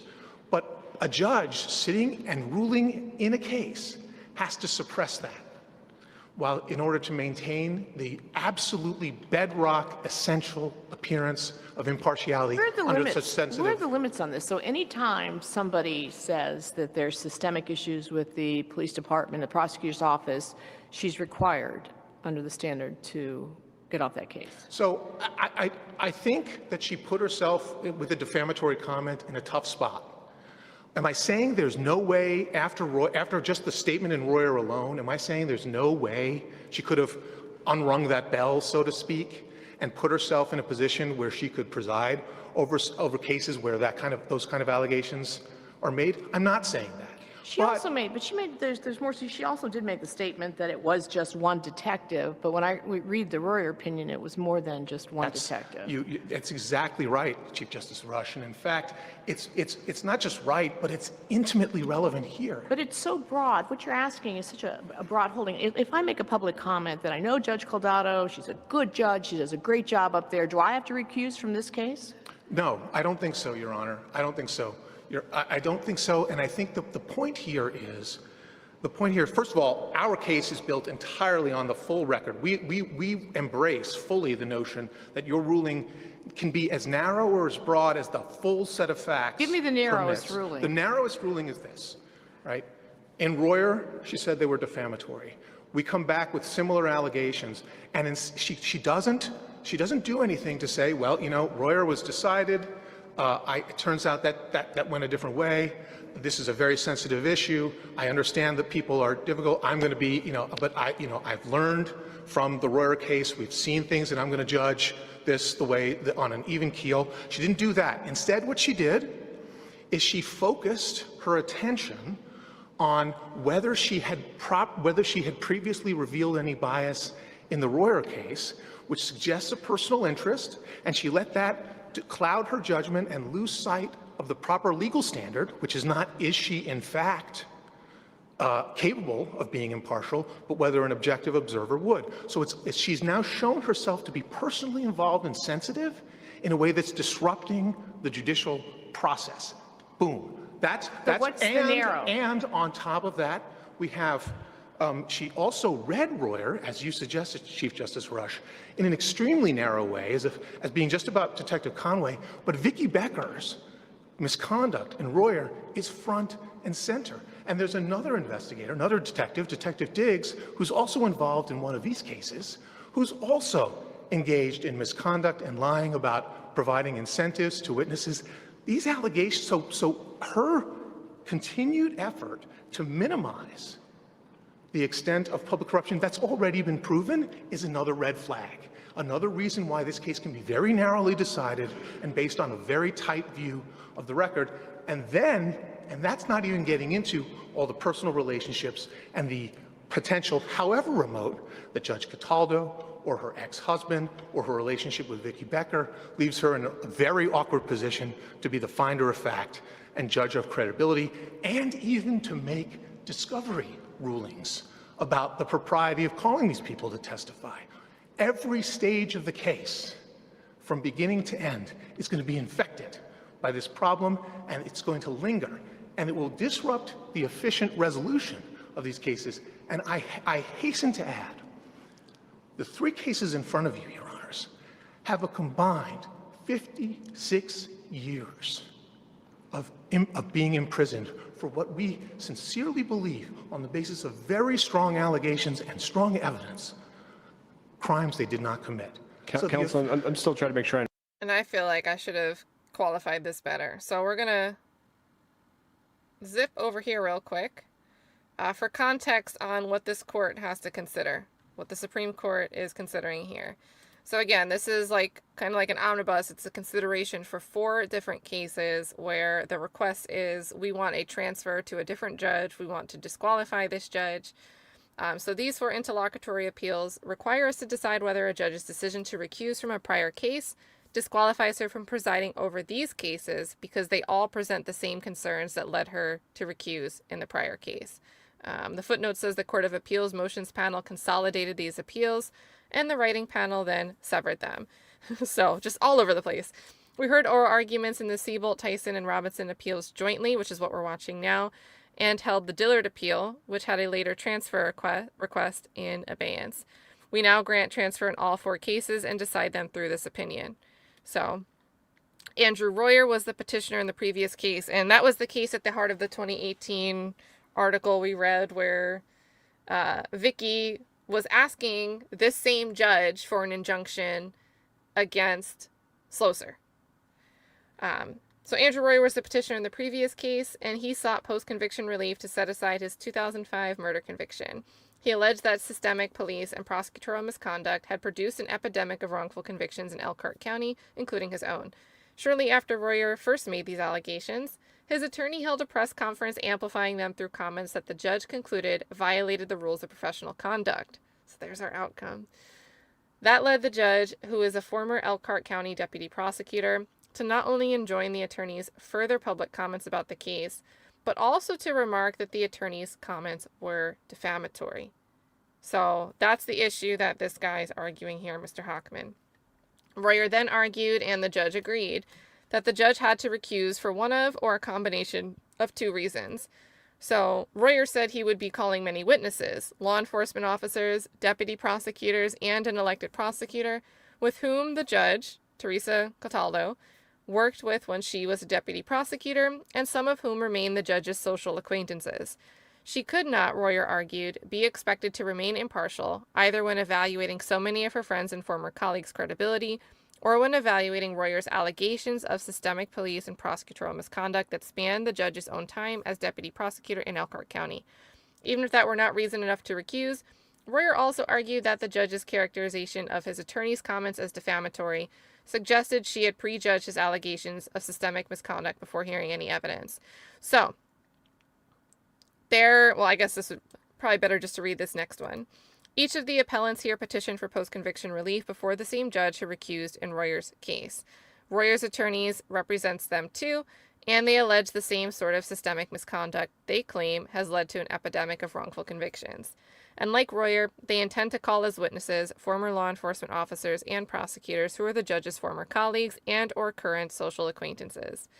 But unlike in Reyer's case, Judge Teresa Cataldo here declined to recuse in these other 4 cases. So, and we know the outcome, that was a mistake. She's going to get disqualified and they're going to have their cases transferred. But that's why we're hearing this guy rely on what happened with Reyer and why he's arguing that these other 4 cases deserve a new judge. Understand the sort of ripple effect of what you're characterizing as the and narrow. Let me run it back so we don't lose context. The case, from beginning to end, is going to be infected by this problem, and it's going to linger, and it will disrupt the efficient resolution of these cases. And I hasten to add, the 3 cases in front of you, Your Honors, have a combined 56 years of being imprisoned for what we sincerely believe, on the basis of very strong allegations and strong evidence, crimes they did not commit. Counsel, I'm still trying to make sure I understand the sort of ripple effect of what you're characterizing as the narrow holding. So you were just starting to talk about these 3 cases, and I understand that point. But going forward, if we accept your proposed holding, would Judge Cataldo have to recuse from every case where a PCR petitioner alleges systemic police and prosecutorial misconduct in Elkhart County? I think after the Reyer comment, I would have said it's not necessary. Now, once you get to 4, 5 cases, because the Dillard case is also on this court's transfer docket as well, it gets harder. It gets harder over time. But again, it gets harder for a good reason. It's not just because of what she said in 2018. But the answer is yes. So going forward, she has to recuse. I think the answer is, barring something unforeseen, barring something really dramatic and unforeseen, her conduct since Reyer and in the process of considering these cases, take just for example what happened when her ex-husband emerged as a potential witness in this case.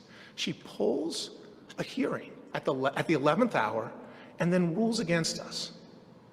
The evidence of some kind of personal involvement or some nerve that's being touched here is just overwhelming and too strong.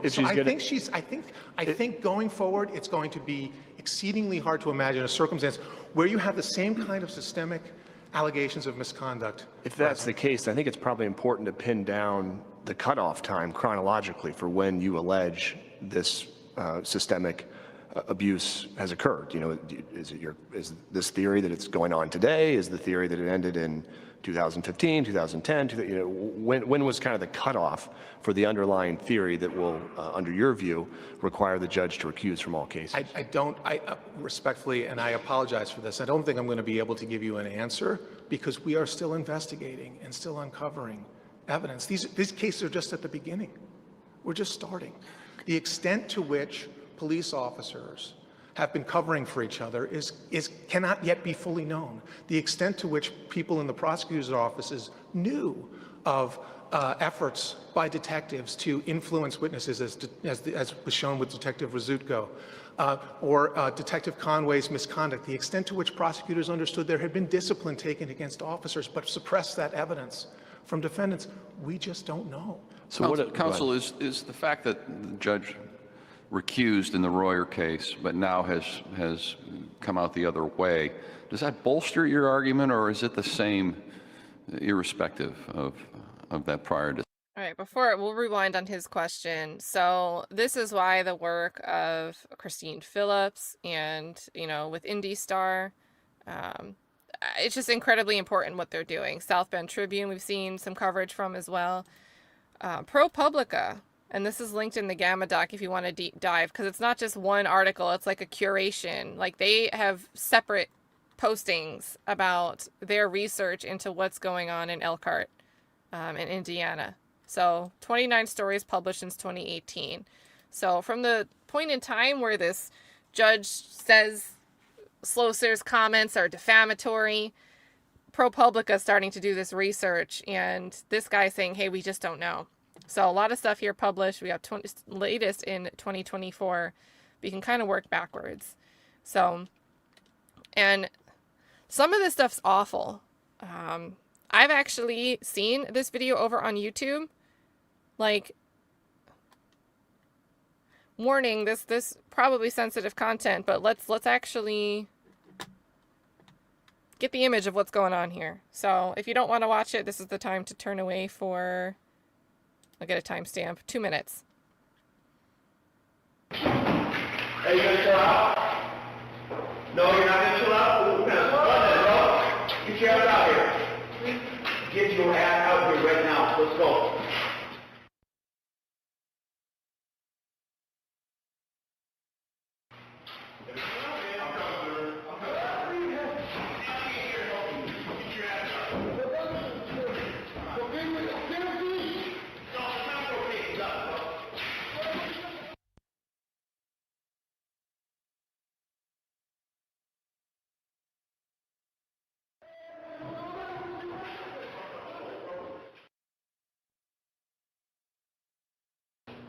Interrogation time.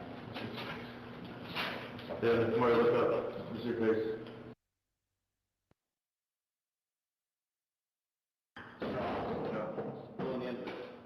Don't spit. Let me tell you, that's the last time I'm going to ask you. I asked you in the car, I'm going to ask you here. Okay? Do not spit.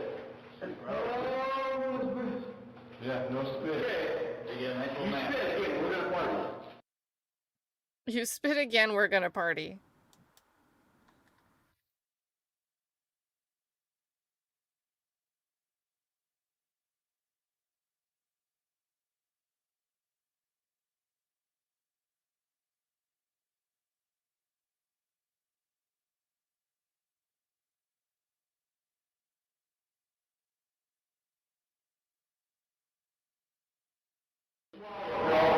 Don't you fuck with bitch!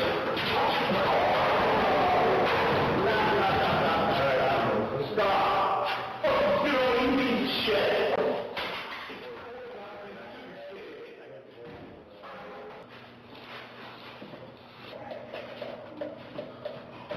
We'll make sure you don't have any next one.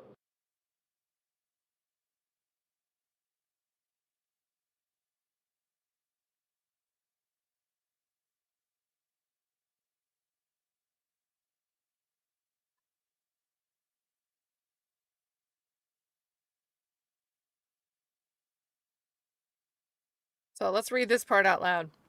Police say Newland and Titus will be, those must have been the two that were punching, will be charged with misdemeanor counts of battery 10 months after the fact and only after the South Bend Tribune and ProPublica asked for the video.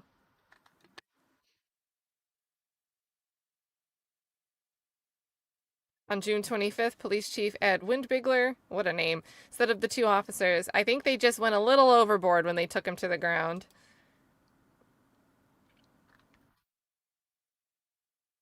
Elkhart Mayor Tim Neese said, in hindsight, is that the same last name as one of the guys? Elkhart Mayor Tim Neese said, in hindsight, the chief should probably have done more to punish the officers.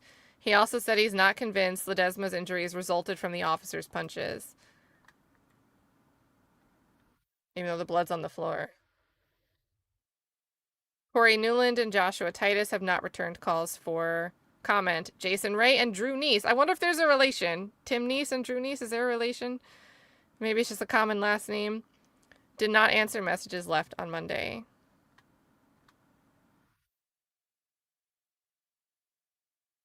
So there's that. But yeah, check out. So he's saying, like, we just don't know the extent of it. So you have these journalists, you have Christine Phillips, you have ProPublica. you have these public records requests. I'm going to find another YouTube channel that I saw sharing a lot of stuff from Elkhart County. I'm still learning. I'm getting my name straight. I'm learning like the content environment covering this case. And I'll grab that YouTube channel for you guys as well. They have a huge playlist of stuff focused on this county, misconduct from officials, misconduct from law enforcement. It looks like a lot. It looks like a lot. Decision. I think it bolsters it. Oh, and I said I would go back. Suppress that evidence. The extent to which prosecutors understood there had been discipline taken against officers, but suppress that evidence from defendants, we just don't know. So what, counsel, is the fact that the judge recused in the Reyer case, but now has come out the other way, does that bolster your argument, or is it the same irrespective of that prior decision? I think it bolsters it. Why? Respectfully, and I think it bolsters it because it's very hard I think it becomes very hard for an objective observer to square why she recused in Reyer but not here. And especially in light of the way she ruled here, which seemed to cut back on Reyer. It's almost as if an objective observer says she regrets having recused in Reyer. And you can see that. And then why is she caught up in that? It shouldn't matter. It's not legally relevant. It just isn't. And that's the trouble that's lingering here, and it's intruding on her judgments. And we haven't even got to the substance of the cases yet. This is just a question of whether she should recuse. And again, I have tremendous respect. You cannot read Justice Shepard's statement explaining his recusal in Tyson without having tremendous respect for the devotion of judges in Indiana to the appearance of impartiality. It is really a gold piece of work. And I can't speak better than him. A judge has a duty to promote public confidence in the impartiality of the judiciary. But what happened here is somehow something, either partly that and other things as well, has got her devotion to something outside of the courtroom impacting how she's taking in information about her judicial duties. Mr. Hockman, I wonder if I may ask you just sort of a big picture question. I understand from your statements today that you're saying, we think you could rule in our client's favor as narrowly or as broadly as you think appropriate. So Tyson was about a decision to recuse, and we've got judicial canons that govern that. Some self-assessment that goes on as Chief Justice Shepard underwent himself. And in the context of PCR, we've got a slightly different standard, and these come up. They're an important part of the system to ensure the integrity of the underlying process. Do we need to change anything with respect to our standard of review to look at these cases? There's an important reason for a judge to have PCR in front of them on a trial that they heard, but it also occurs to me that if the judge's conduct or actions are the subject of the allegations, then there needs to be a way out. Our concern, I think you can appreciate, is even if we agree with you that this is something that merits a fresh set of eyes outside the community, perhaps, we don't want to open up the floodgates to this really important cornerstone of our system to claims that are, we find without merit. Yeah, so two responses to that, Your Honor. There are two legal rules, I think, that are implicated by your question. First is, I think it's fine to have the judge who presided over the criminal trial preside over the post-conviction issues, and because in the normal case, any statement or any opinion the judge has drawn as a result of having presided over the trial, having seen the evidence come in, having all that ordinary judicial action, nobody asks judges to be robots. They have feelings and passions, and they draw judgments about people's character, and the case law is clear. In the absence of, and this was the mistake, by the way, the Court of Appeals made. This is the Shackelford case from the Court of Appeals.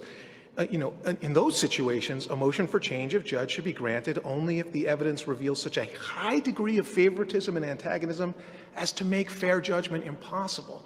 But this isn't that situation. This is why I drew that line. between judgments made from evidence during legal proceedings and judgments brought in extrajudicial sources.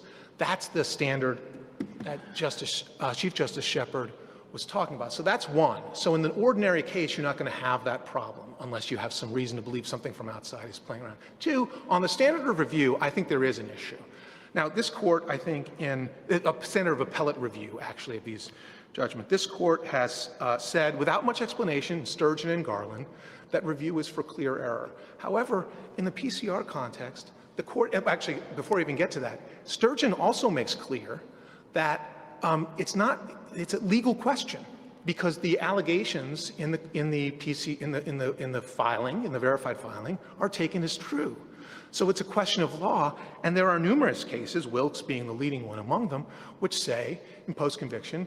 All right, quick pause here. I like Mitch Hedberg. Shout out to Mitch Hedberg. If this channel covers past cases, have we covered Jabbar Collins? So is that the colleague, former inmate, and friend and consultant attorney that helped with Porter's case? Because I don't think I've really covered much about Jabbar Collins' story, but the day, and this was, I don't know, this was like a few weeks ago now, like maybe it was last month, maybe it was this month, when Porter was released. I'd seen the news. I think we were on a live stream, either that or I shared it over on X, but I believe that's like the guy that helped Porter after meeting him in prison and got his law license. Is that the same person? Because I haven't done a deep dive into Jabbar Collins, but what an amazing guy to do that. To do that for himself, to do that in general, but then to also like not leave his friend behind. I know that name. I know that name. So thank you for bringing it back up. And Tay-Biz, good to see you. Tay-Biz with the kind words here says, "What up though, Cat and Chit-at? Great interview with Ahmad Cruz. I'm glad you liked it. I had to be replay crew, but Duff left my comment." Well, thank you. Loved every minute of it. And it was on normal speed. Oh, I love to hear that. When something's good, you got to slow it down. That was really cool to have the chat take over and start doing the rapid fire questions. What a cool experience. So, and I will say, I was scatterbrained on that. You guys, you heard me say I'm going to try to count these. I really had no clue where my count was. Like, I was genuinely lost with how many questions I was asking. So, I'm not a very good multitasker, but it was great. And I think Mr. Cruz was very generous with his time and didn't care that I counted poorly. So, and hey, Miss Candy, good to see you. So right now, Miss Candy, this might actually be worth going back on and starting from the beginning, unfortunately, although maybe you can watch these arguments through. Right now, we're watching Supreme Court of Indiana oral arguments where there's really 4 different cases where, hey, this judge that is hearing all the post-conviction relief efforts in these 4 separate cases, these 4 cases are raising issues of systemic police and prosecutorial misconduct. And the judge in this case, in a previous case, recused herself, and that case dealt with allegations of police and prosecutorial misconduct. She recused herself because she's friends with all these people, and she also issued an injunction, a gag order, in relation to that case, with an attorney who's part of some of these other efforts, calling claims of the prosecutorial and police misconduct, statements that were made public, she called those defamatory, which is kind of making a factual finding. So this guy, and there's a lot of argument to get through here still, is saying, well, it's the same issues. How can this judge who's acknowledged that she needed to recuse for these reasons in another case not acknowledge those same reasons and issues here?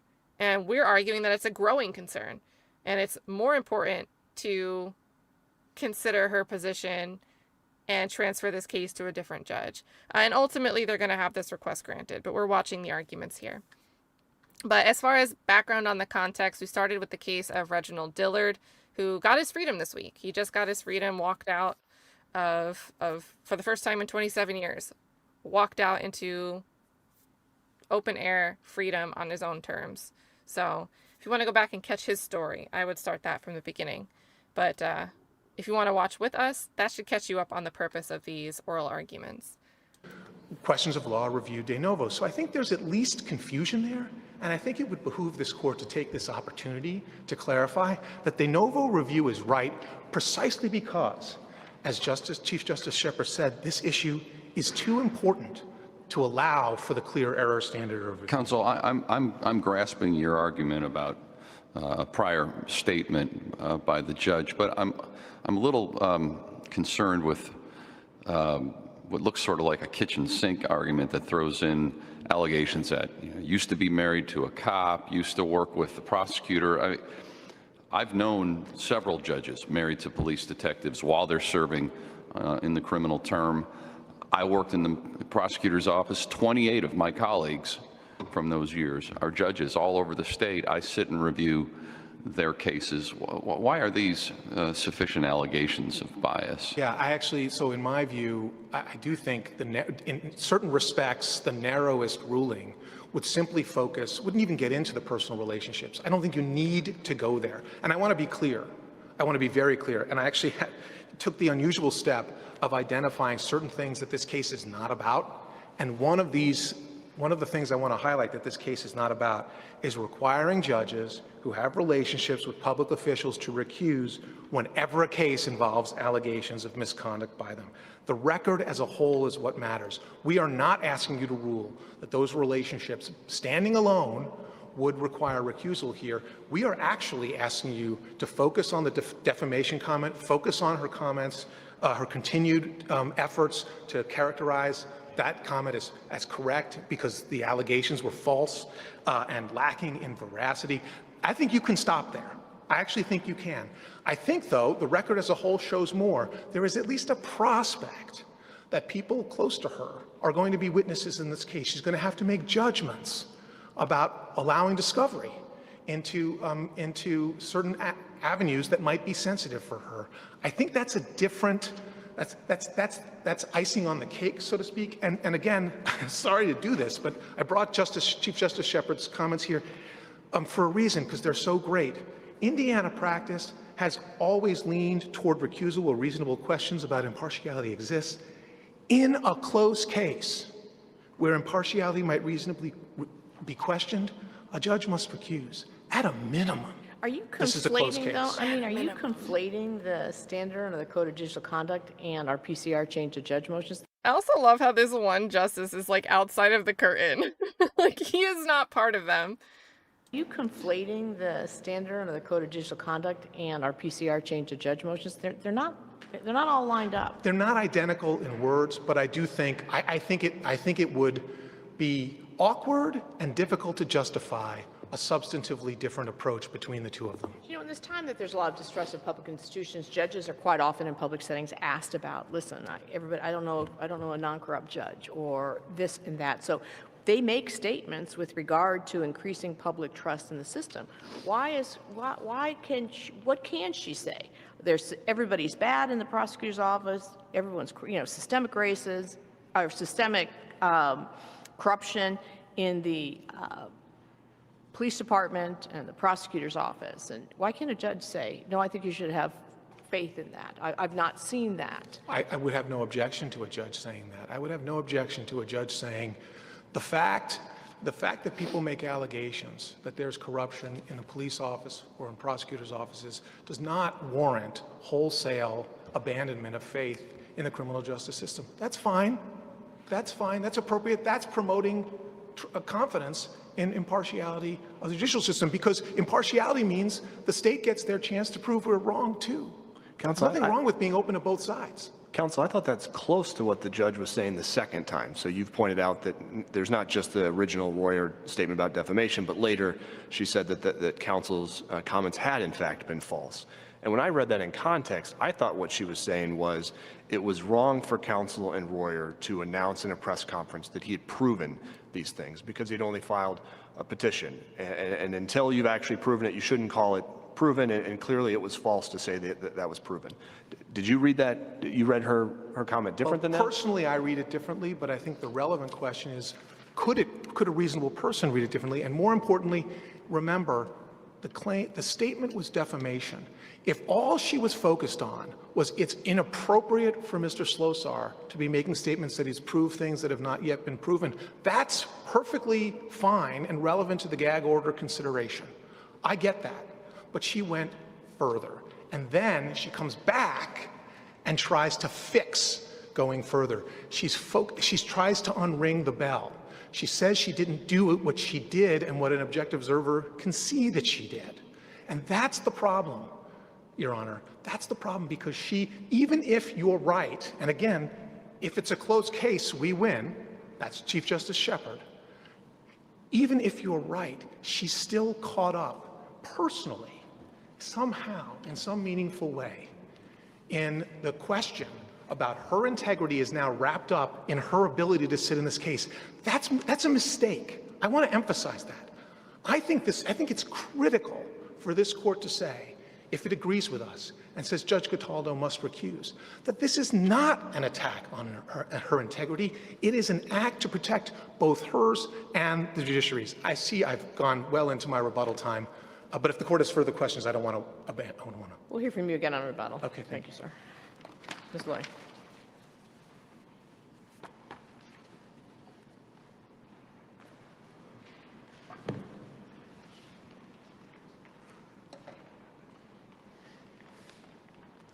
May it please the court.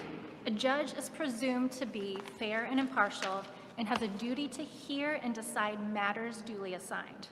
The petitioner's allegations fall short of overcoming this presumption of impartiality, and the Court of Appeals' decision properly found that they do not demonstrate a rational inference of bias or prejudice against these petitioners. The Court of Appeals' opinion is supported because they found that the Reyer order objectively did not demonstrate that the judge formed an opinion on the merits of the claims, nor did the judge use egregious language, demonstrate that the judge was acting in any bad faith or had formed an opinion and an unwillingness to be objective.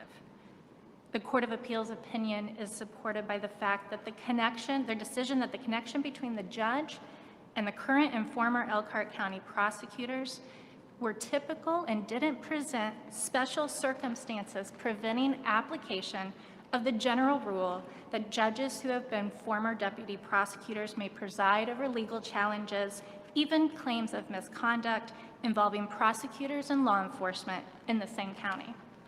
Finally, the Court of Appeals decision is supported by the fact that the petitioners do not connect the judge to law enforcement and their alleged misconduct relevant to these particular petitioners.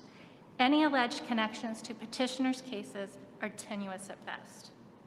The judge's denial of the motion of a change of judge is in line with case law, the Judicial Code of Conduct, and an advisory opinion from the Judicial Qualifications Commission regarding judges who are former deputy prosecutors.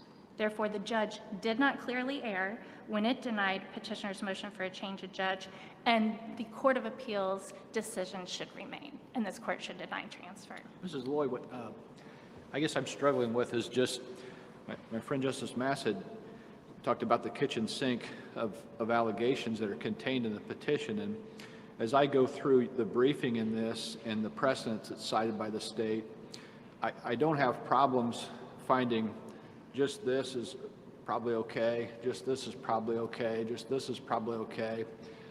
But, you know, opposing counsel argues we've got this totality of the circumstances that needs to be considered when looking at, is it a reasonable question? Can this judge be fair or not? And I guess at the end of the day, I struggle with the same thing that I asked him about.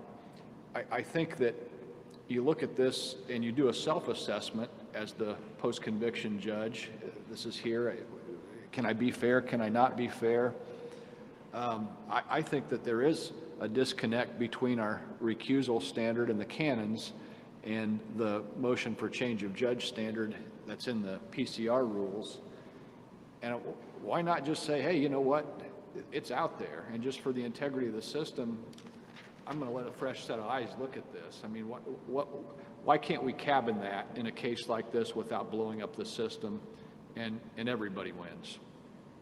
That happened in Reyer, right? I mean, eventually somebody else from out of the county looks at this, and maybe somebody won and somebody lost, but at the end of the day, that final decision is not suspect because somebody that was within the system was the one that was grading the papers.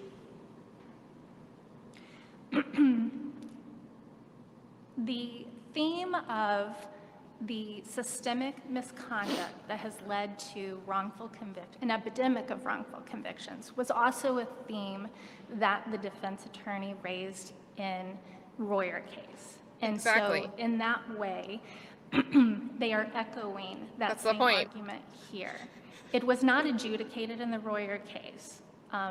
The Court of Appeals opinion did not address a systemic misconduct. It was about distinct instances of misconduct that led to that petitioner's But the judge called it Right, but, defamatory. we can read the order. We read Judge Sutton's order and his findings in that case. What I'm struggling with is the judge recused based on, I'm assuming based on having made that extrajudicial statement in Reyer. How do we view that? I don't think we can assume why the court specifically said, And you don't have to, because it goes to the subjective reasonableness of how a subjectively reasonable person would interpret hearing a judge make such a statement. So it doesn't really matter what was in her head when she said it. Like, we've heard that whole argument from opposing counsel. and in order in these proceedings, that they did so to remove any type of lingering doubt. That's the extent of what we know as to why Judge Cataldo But it all kind of weighs into, what we're looking at is that rational basis. And they're not required to show that there's a subjective personal animus. You agree with that, correct? Correct, Your Honor. So a rational basis is not a big standard, correct? Could a rational person look at this and say, well, she recused after she made this statement saying that this was false. In this case, we've got the same group here making these similar allegations. You would agree that the fact she recused in one after she made that statement would go into the rational basis inquiry. I agree that it should go into the inquiry. The Court of Appeals has addressed this before in the Matthews case, where a judge had recused themselves in a prior litigation, but did not in a subsequent one. And in that case, the Court of Appeals said just because they did for one does not mean that they are forbidden from being the judge in subsequent cases regarding the same parties. If I read the Reyer opinion from the trial court on the PCR findings different than this is just one rogue detective, and if I read it significantly different than that, there were findings with regard to no internal training as to interrogation, information with regard to another detective and possibly another detective that watched the interview, and then a finding with regard to the prosecutor's office, and I think it was a finding, should have disclosed exculpatory and impeachment evidence. So if a judge makes it, hey, there's only this issue, but there were other issues, and they're similar, how does that go into the rational basis inquiry? How the public will how a reasonable person would perceive?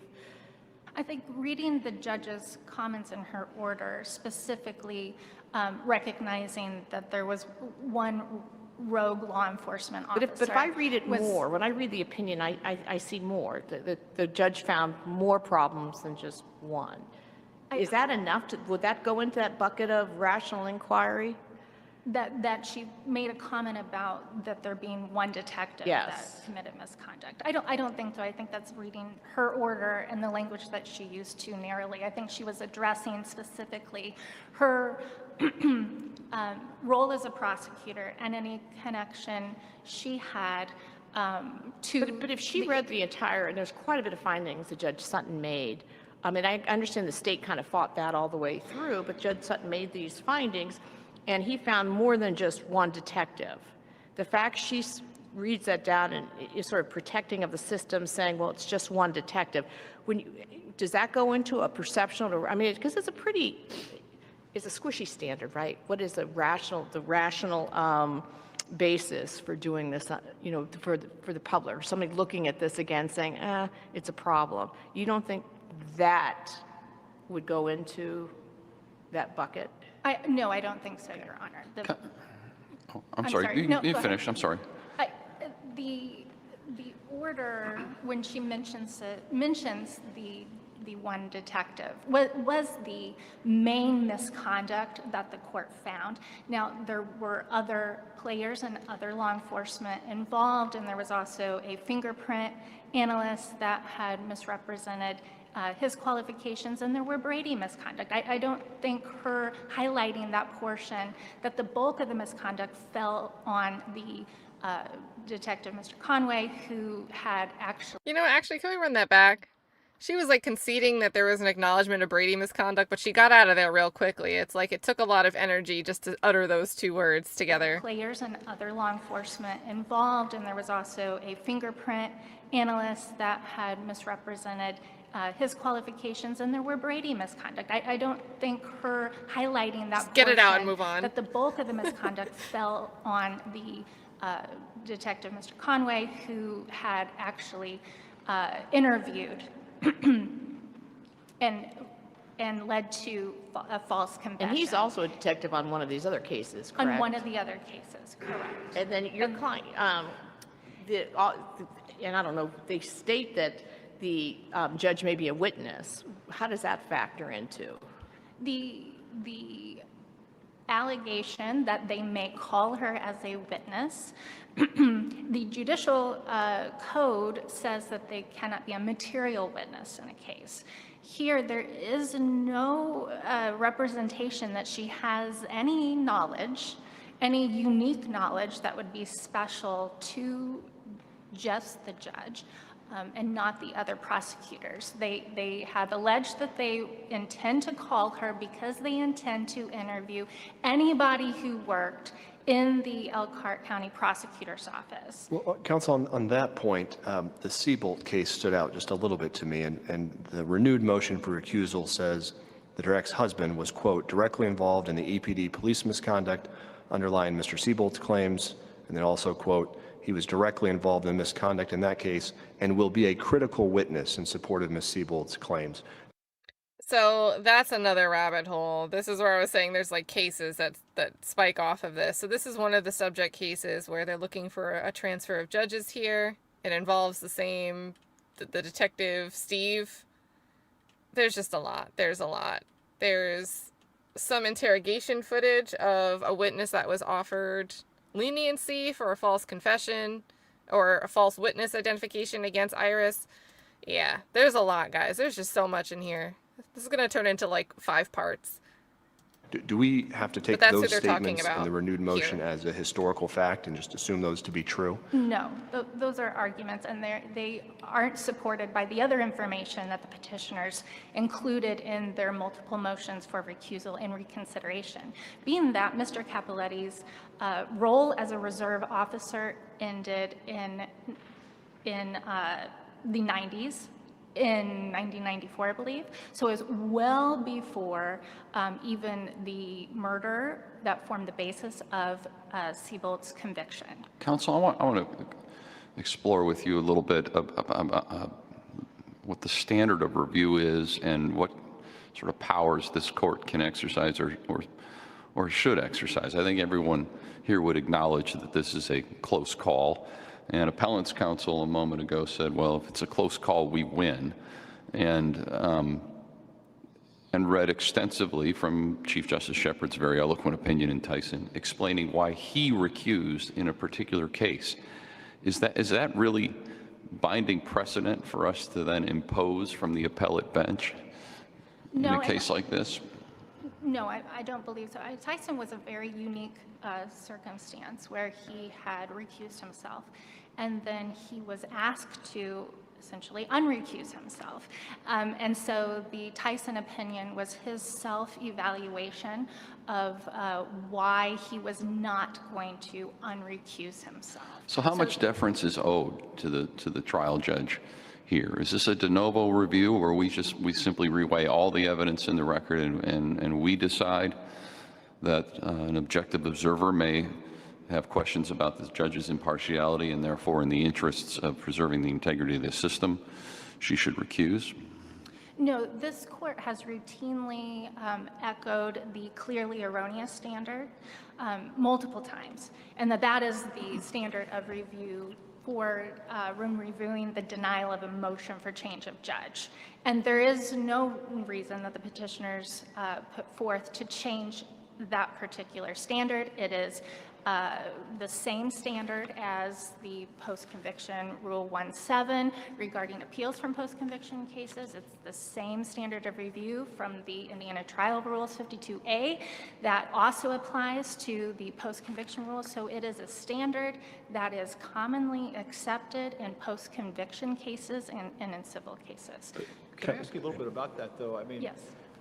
Mr. Hochman, I think they argue that under either standard they win, and I'm having a hard time with disagreeing with that. If the standard is, could a reasonable person question the impartiality? I mean, if that's the question, we can lay out all of these allegations that are made and offer a reason why they could still be consistent with somebody who's being impartial. But I'm having a hard time finding that doesn't leave open the possibility that the judge could be partial to a reasonable person. I mean, help me with that. I mean, even if we leave that standard intact, how could it be that a reasonable person could look at all of this and say, yeah, I'm not going to question that? Why is that unreasonable?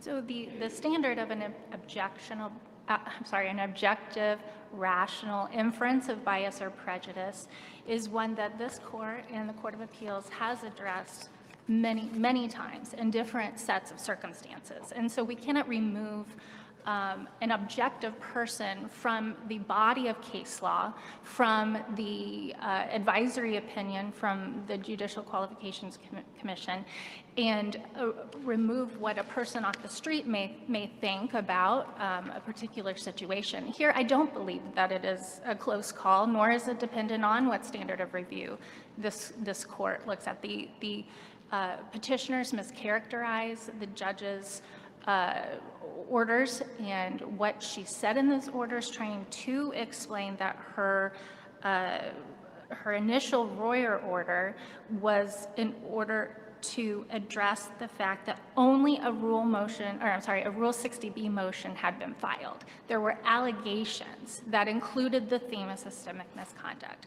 but those were not proven, which after reviewing the Rule 60B motion, after reviewing news reporters' articles on the conference, is how she came to that decision. So it wasn't personal, it wasn't extrajudicial, and showed that she was simply addressing the fact that he was saying things had been proven when they in fact had not.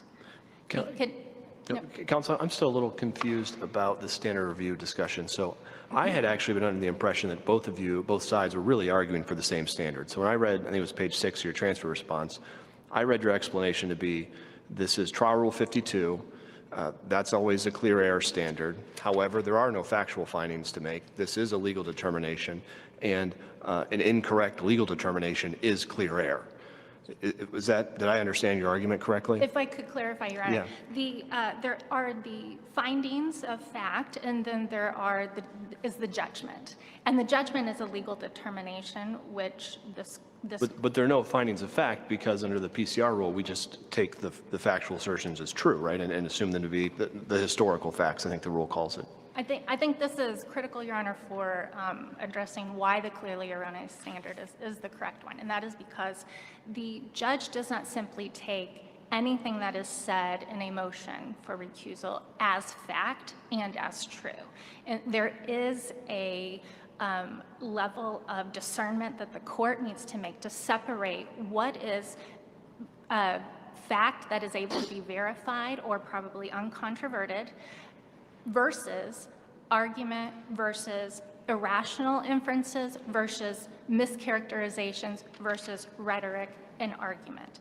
And so there is a level of discernment that a trial court has to go in to determine what is that historical fact. And I think there is several examples of why that's important in this case. For example, they attached several pieces of evidence to their motions. And when you read the motions and you look at the evidence, they do not line up. So if the court had to accept only what they said in the motion, that was clearly, it doesn't fall in line with the evidence. The one being that, that the court was co-counsel or prosecuted on the Seabolt's case, or the co-defendant, Blease White.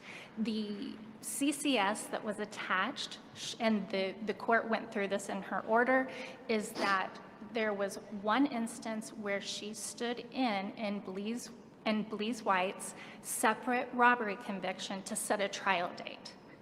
And that de minimis involvement in Seabolt's co-defendant's case on a separate robbery does not show that she was co-counsel or prosecuting with Ms. Becker on the Seabolt case or the co-defendant's case. And so when we take the attachment and the evidence and versus what was written in the motion, the court needed to take those two things and rectify them.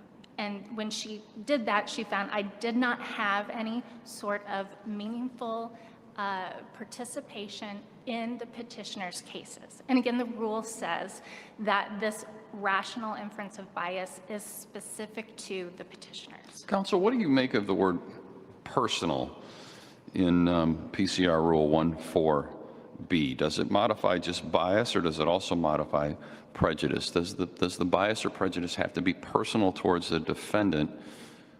And if so, does that mean, let's say, an allegation of sort of generally being defensive of comments about her colleagues in the system is not the same thing as personal bias? What do you make of that, the inclusion of that word? This court has interpreted, well, the only, I guess, definition they've given of what is personal are matters that have been taken extrajudicial matters as concerning extrajudicial. So I think more that we need to look at specific to the petitioners. It's not an actual bias, and it certainly it has to be personal to the petitioners. But whether that is personal modifies bias or prejudice in any other way, this court has not. Has been noted, though, it's different from the general recusal standard in the canons, but the motion for change of judges, I understand it was brought pursuant to PCR Rule 14B. Yes, it was, Your Honor. Yes. The state has no objections to the manner that they did the affirmation and certification under 14B? No, Your Honor. We have not raised a challenge to the signature or the affirmations. And I'd like to return to Justice Goff's question about the theme of systemic misconduct and how that affects future cases in Elkhart County. It is first very unclear how and in what way the systemic misconduct would even be the evidence would even be admissible, either in a post-conviction proceeding or at trial. Right now, there's just a broad brush claim of systemic misconduct. They allege the epidemic as being related to 5 different cases. One, Max Sims, being a matter of Brady, where the prosecutor had the lead witness under hypnosis and did not disclose that. So I mentioned a channel earlier, and now I've added them to the Gamma. Their channel name is Famously Unfamous. They have a video about that hypnosis case, the Max Sims story that she just mentioned. So, like, their channel has a bunch of stuff, so make sure you check that out. We are going to watch one thing from them. It's under oath. It's testimony from Prosecutor Vicki Becker talking about corruption in Elkhart County. But that channel just has a ton of stuff. The other 4 come from only 2 investigations, because they were the 4 defendants. 2 of them were co-defendants and 2 of them were co-defendants. So at this point, any evidence of an epidemic is very questionable. Would there whether be that would evidence in admissible. 1983 lawsuits with regard to? The one lawsuit that they present as a 1983 was the Triggs. In the Reyer case settled? I'm sorry, say that Mr. again. Reyer's case settled, his 1983 case settled? For my understanding, Your Honor, and I have not recently checked, but that was for one of the parties, not all of the parties. But the Triggs case had to do with excessive force, so it was an excessive force case. It also is unclear whether the specific evidence that they want to admit, which is at this point we don't know, is whether it can withstand 401, whether it can stand 403, whether it can even withstand 404B, and is going to be a very specific balance of the evidence rules. But that comes back to, that's where the statement saying that this is false, and she reiterated those statements, and I was just looking at the orders on recusal, the fact that she says that it's false before it even comes in this case. Again, I think that refers back to the initial order where they are mischaracterizing what specifically she was talking about. It's not the merits of the case, but whether it has been proven or not, which was the import of the comments made at the Mr. Schlosser's statements to the public and media were blatantly inappropriate and false is repeated in all the orders, correct? I'm sorry. That I'm just reading right from her order, and I think this is in all of them, that Mr. Schlosser's statements to the public and media were blatantly inappropriate and false. Yes, those So if allegations. that's the issue, if those allegations are the issues that are going to come up in this case, how is that not problematic? Because it's conflating the merits of the claims that Reyer alleged with the statement at. And remember, Reyer is the case where the judge recused. So if the judge decided I'm going to recuse, and this is part of my order for that recusal, she's kind of made the finding that I can't be impartial on this matter. So if the same type of issue, the same matter is the crux of these other 4 cases, why should she also not recuse?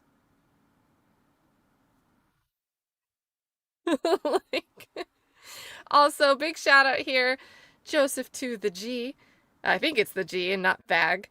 Thank you for being a member for 17 months. Thank you so much. It's a very long time. So super appreciative.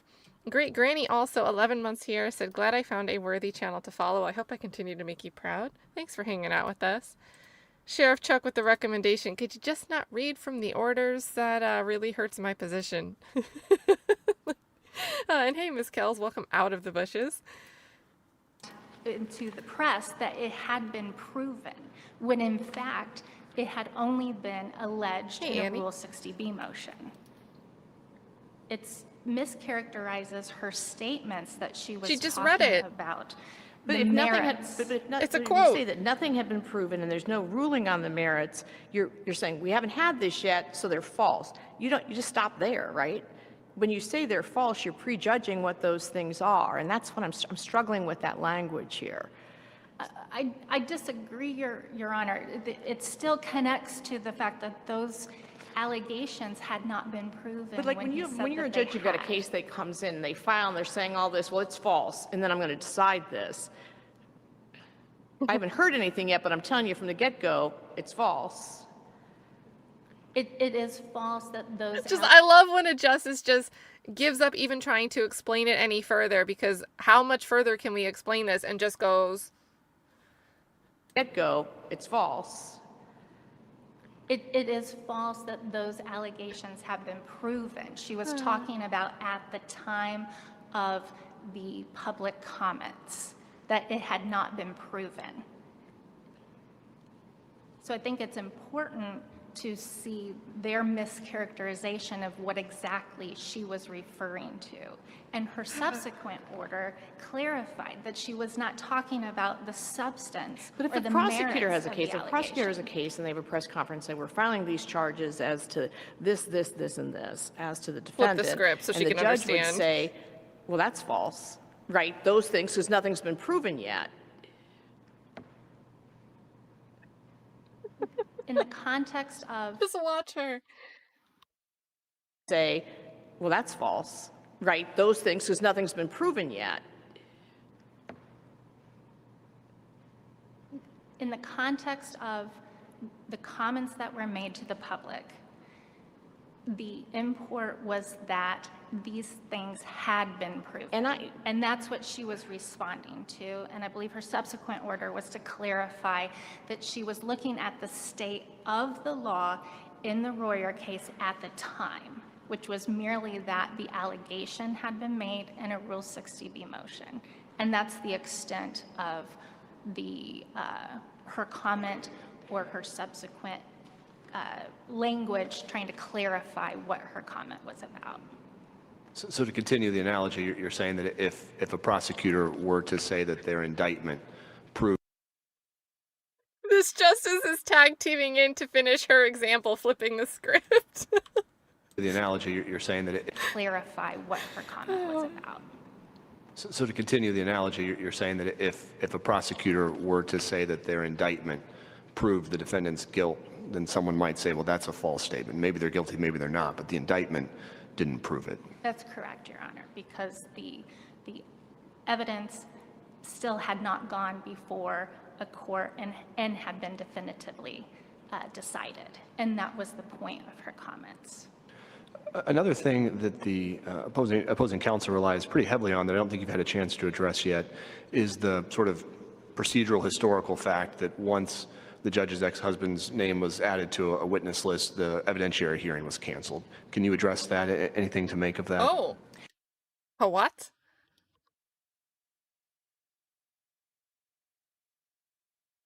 Opposing counsel relies pretty heavily on that I don't think you've had a chance to address yet is the sort of procedural historical fact that once the judge's ex-husband's name was added to a witness list, the evidentiary hearing was canceled. Can you address that? Anything to make of that?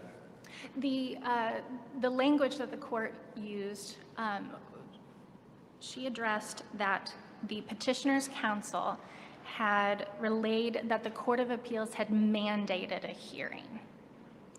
And she pointed to that language. She reviewed the Court of Appeals opinion the order that said if necessary.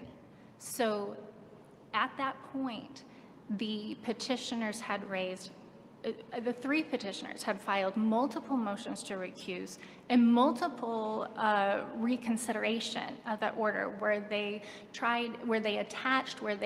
summarized evidence that they believed that they had.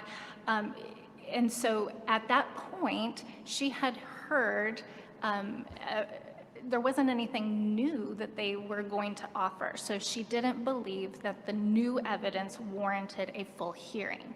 The post-conviction rule does not require a hearing, although this court in Whitehead said that if a court has a hearing, it's not necessarily forbidden. It's not necessarily forbidden. So the option was to have a hearing or not have a hearing. They had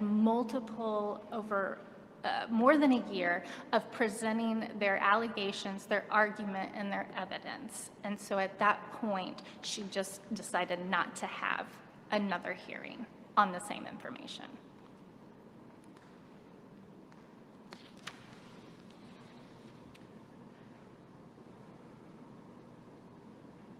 All right, so we're going to get some context on that little bit we just heard about. So part of the opinion that we're going to get after these oral arguments later in the year, first they argue, and this is the appellants, the petitioners. So first they argue that the judge, this is Teresa Cataldo, who was an Elkhart County deputy prosecutor from 1998 to 2002, so not very long, is deeply entangled with the evidence they intend to develop and introduce.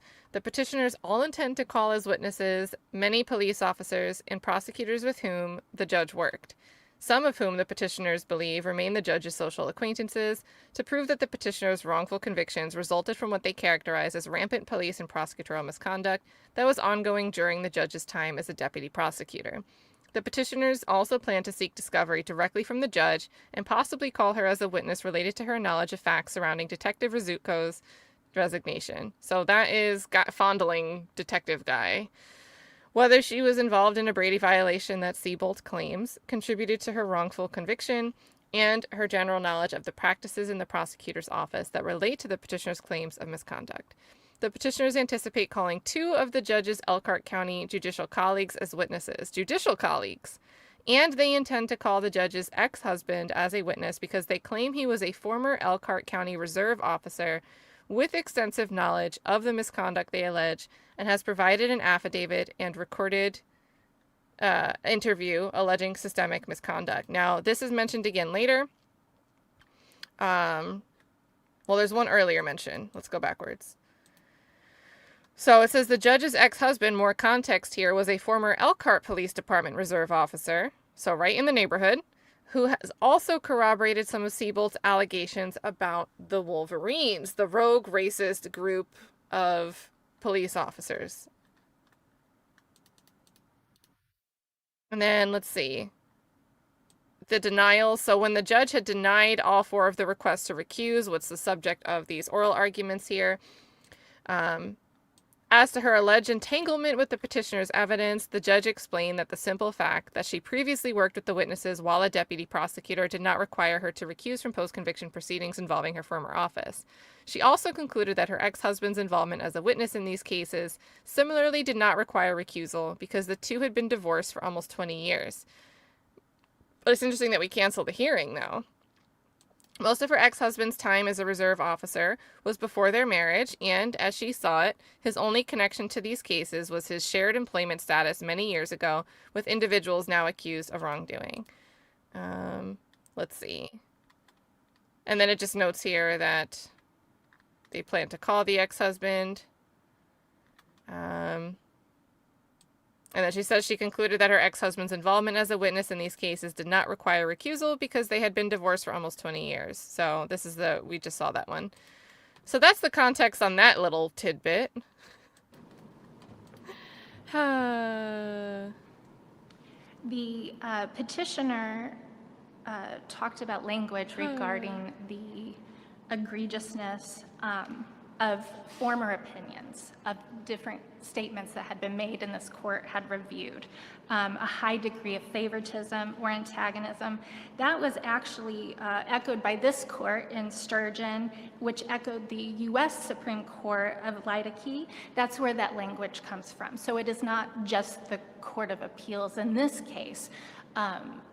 Yes, they were repeating that same statement that was made in the Shackelford case, but that comes from this court's repeating of a U.S. Supreme Court case.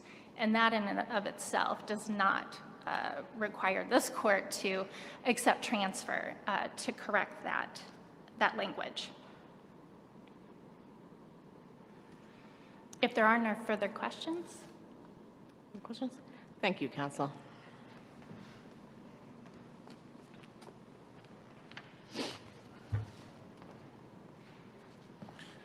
Very quickly, Your Honors.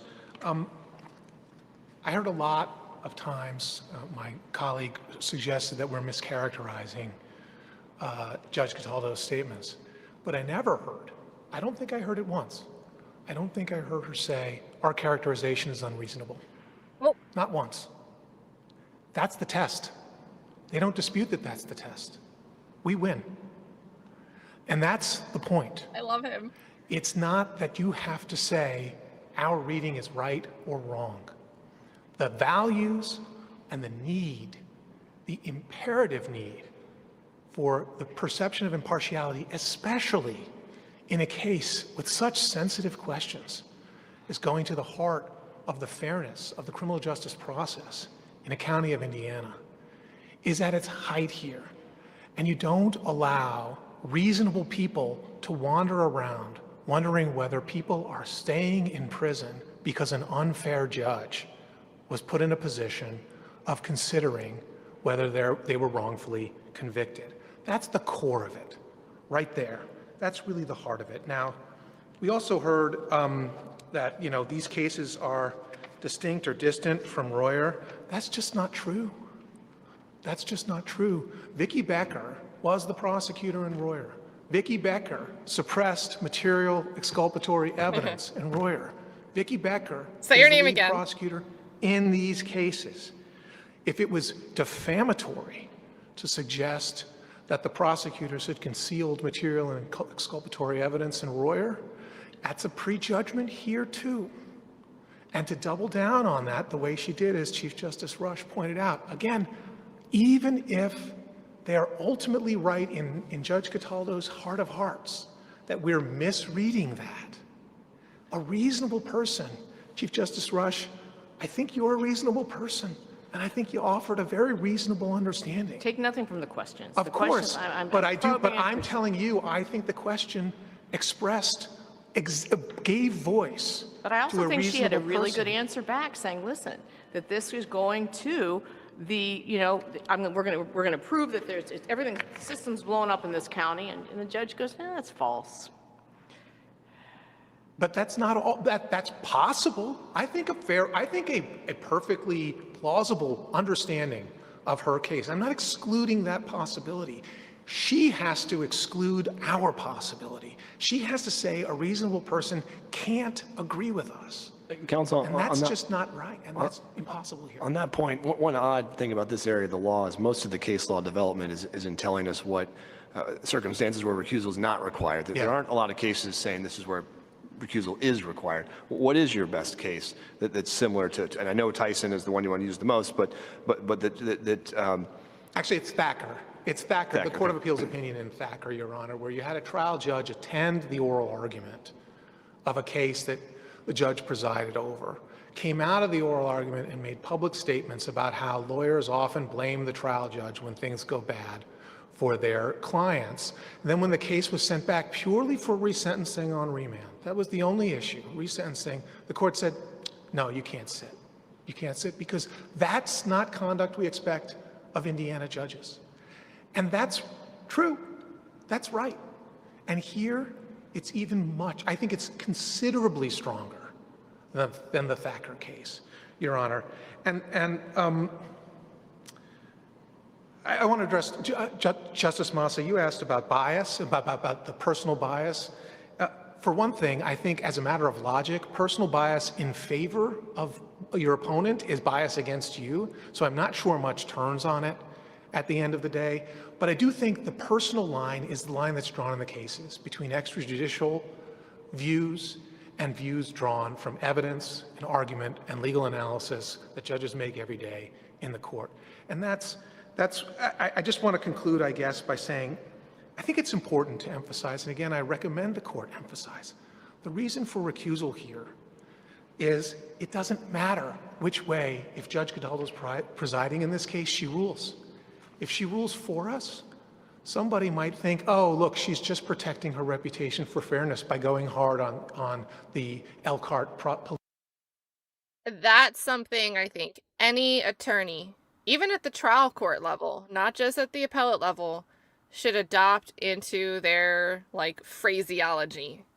That, hey, it goes both ways. And you should be concerned that a judge could rule just because they don't want to look biased. Is it doesn't matter which way, if Judge Cataldo's presiding in this case, she rules. If she rules for us, somebody might think, oh, look, she's just protecting her reputation for fairness by going hard on the Elkhart police and prosecutors. She rules against us, somebody might think, oh, she's just favoring her friends and former colleagues and the system that she grew up in and she's a part of. That's the problem. That's what's pernicious about these extrajudicial comments and the appearance of impartiality. There's only one solution, and it's recusal. If there are no further questions, thank you, Your Honor. Thank you, counsel. I want to commend both counsel. Well argued, well briefed. We will be discussing the case with the first opinion being whether we grant transfer on these 3 cases. Thank you very much. All right, so we're going to get a little bit of the opinion. Again, if you want to read the full opinion, that is in the, let me be able to zoom this in quick because I can't zoom when it's in this window. But it's linked in the Gamma doc in the description. So we're going to skip some of the case law here because we have some other stuff I want to get through. We're going to watch a deposition of Miss Vicky Becker. Not a deposition, testimony. Applying an objective observer standard to these cases. So the court here, the justices that we just saw, we agree with the broad propositions that the judge stated and that the state argues. The mere fact that a judge previously served as a prosecutor or deputy prosecutor does not mean they must recuse from all cases involving their former office or people they worked with in that office. And for what it's worth, the appellants argued and discussed this contention and said, no, we don't think that would be reasonable for them to have to recuse. That's too far of an expansion of where the line would be drawn. Or skip that case law. Relatedly, they say the fact that an adjudicator happens to be socially acquainted or even friends with a party, attorney, witness, or other person does not by itself ordinarily supply a litigant with cognizable basis for questioning the ability of that judge to be impartial in presiding over that proceeding. And I don't think the appellants, I think they are on the same page. That's just not enough. And if you make that the line, then everybody would be able to recuse everybody.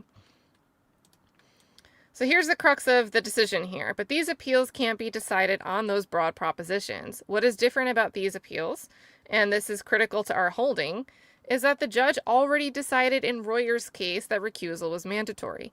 So while viewing each of the petitioner's various concerns in isolation may not warrant recusal, the judge herself already concluded that their overarching concerns about her entanglement with the evidence and her remark about their attorney's comments do require recusal.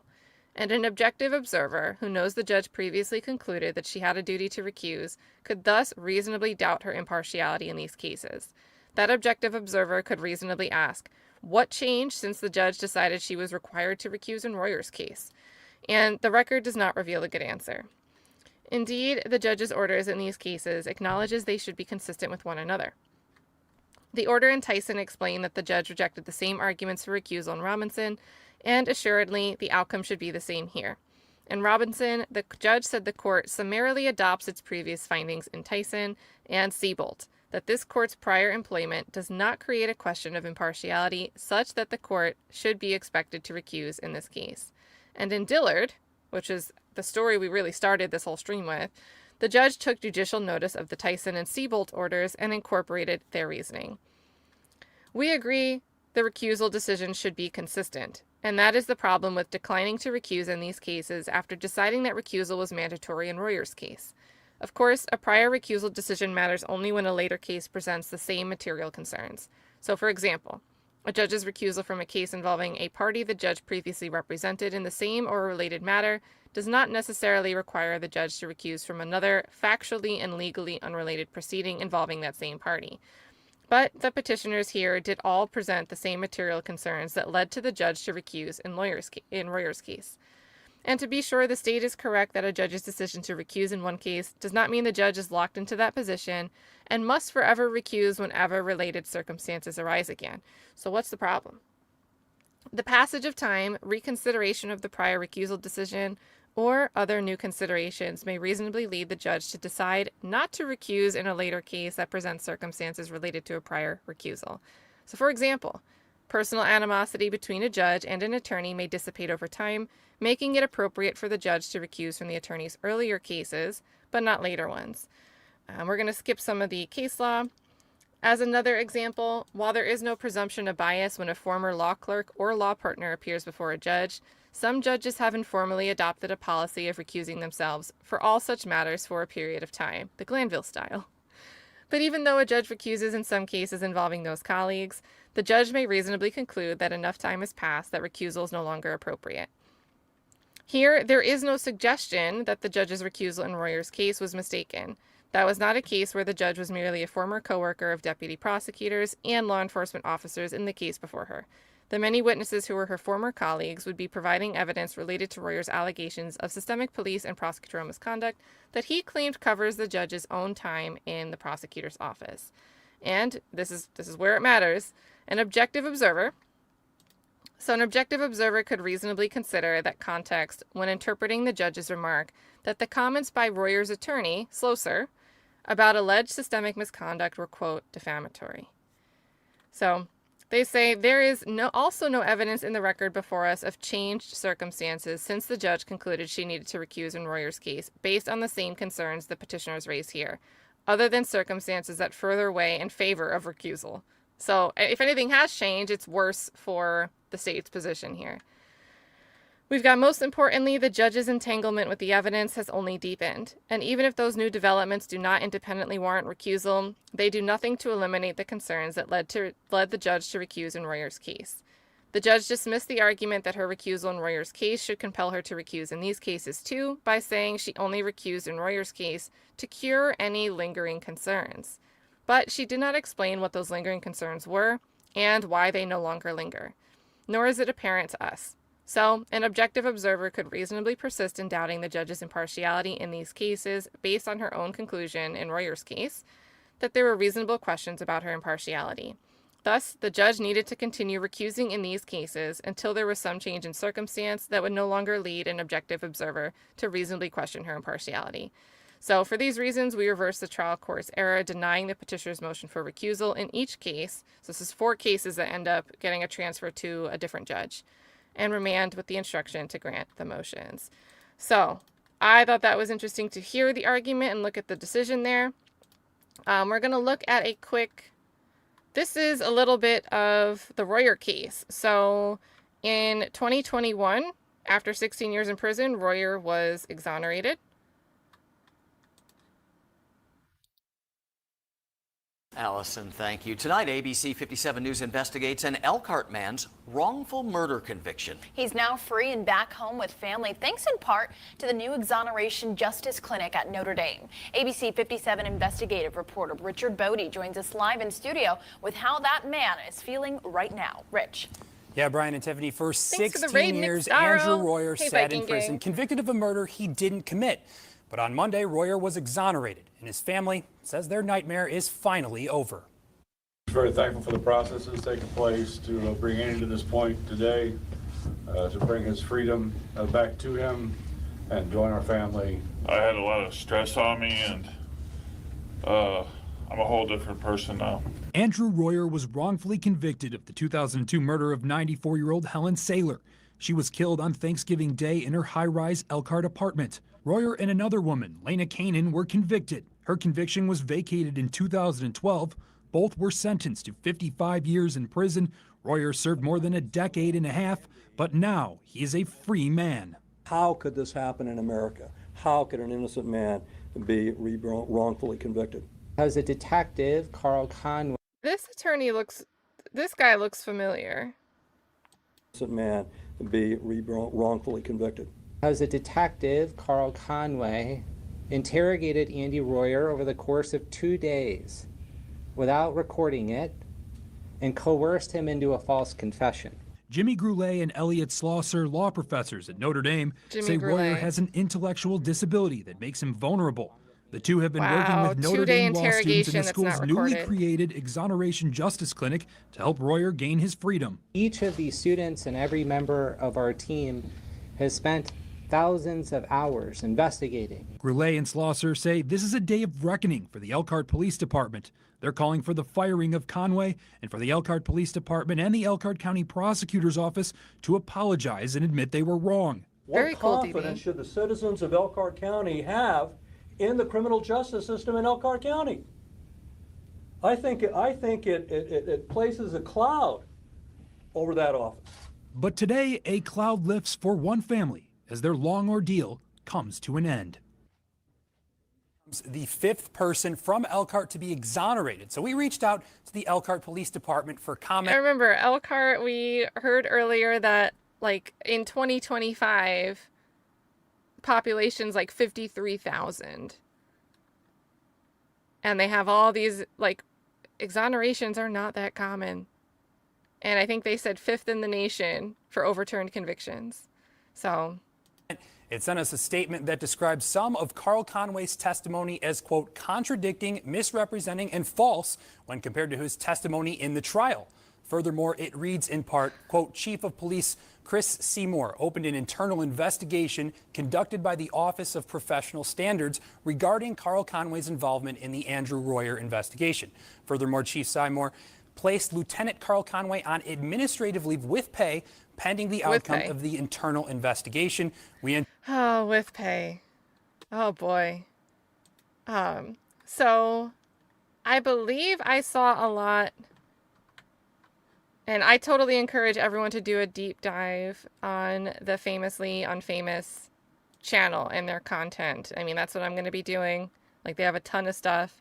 I saw Conway's name mentioned here in different places, peeking through to see what I could tell you guys about. So I want to learn more about this Conway guy who did a 2-day investigation with somebody that has like intellectual disabilities, and he confessed. Seems like the common recipe. But what I think we're going to round this out with, we've heard a lot about Vicki Becker, Prosecutor Vicki Becker. That's the one who wanted the gag order, that she asked Cataldo for the gag order in relation to Elliot Sloser's statements in the Reyer case. And Judge Teresa Cataldo was like, yeah, I'll give you the order. Don't make defamatory statements. And that started off the whole spiral of the later recusal motions that were the subject of those oral arguments we just watched. So it's like one rolling river of a rabbit hole. So let's get acquainted with Miss Vicki Becker. And please take the time, if you're looking for stuff to watch, to check out Famously Unfamous. Ms. Becker, could you just state your name for the record? And hold on. Shout out here to Sheriff Chuck making sure the gift button still works. He was banned from the gift button yesterday. Thank you so much for gifting these 5 memberships. I see the green when I flipped over to the starred chats. Let's show some love to Sheriff Chuck in the chat. So the Sheriff Chuck emojis or some W's. Would love to see that. Big thank you. Big thank you. Vicki Becker. And you are the elected prosecutor of Elkhart County? Yes, I am. Okay.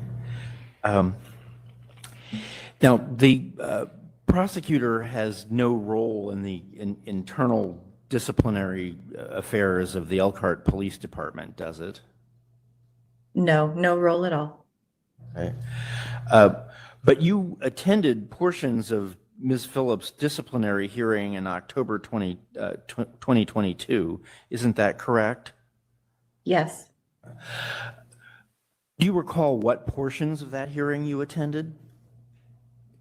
I cannot give you specific portions. No, I was there for quite a bit of testimony. Now, this is not something you would normally do as prosecutor, is it? No, it is not. Okay. Did you ask that the hearing not be publicly broadcast?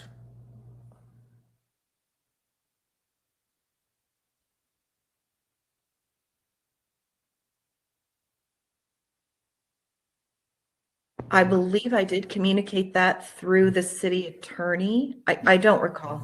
I don't recall if I officially filed something, if the city attorney's office made that request and it was denied. I just don't recall. I'm sorry. As the elected Elkhart County prosecutor, you would not befriend an officer who commits police misconduct, would you? I'm sorry that this is getting to the point where I think you are touching on material that I discussed previously is the subject of a federal lawsuit of which I am represented, and I've already warned you twice not to question me without counsel present regarding someone else's questions.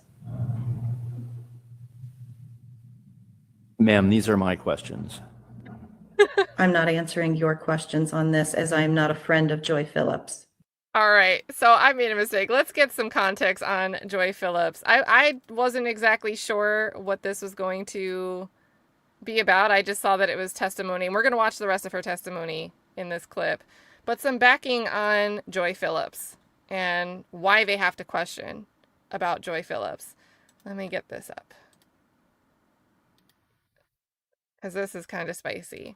So former police officer, this is Joy, said bosses retaliated after she refused to sign a bogus search warrant. An ex-detective for the Elkhart Police Department is suing her former employer and several police officers, accusing them of taking away her livelihood and ruining her reputation after she refused to sign what she believed to be a bogus search warrant. Joy Phillips, who worked for the department for 6 years, accuses the agency of discriminating and retaliating against her. She also alleges the retaliation continued after she testified publicly about the misconduct she witnessed.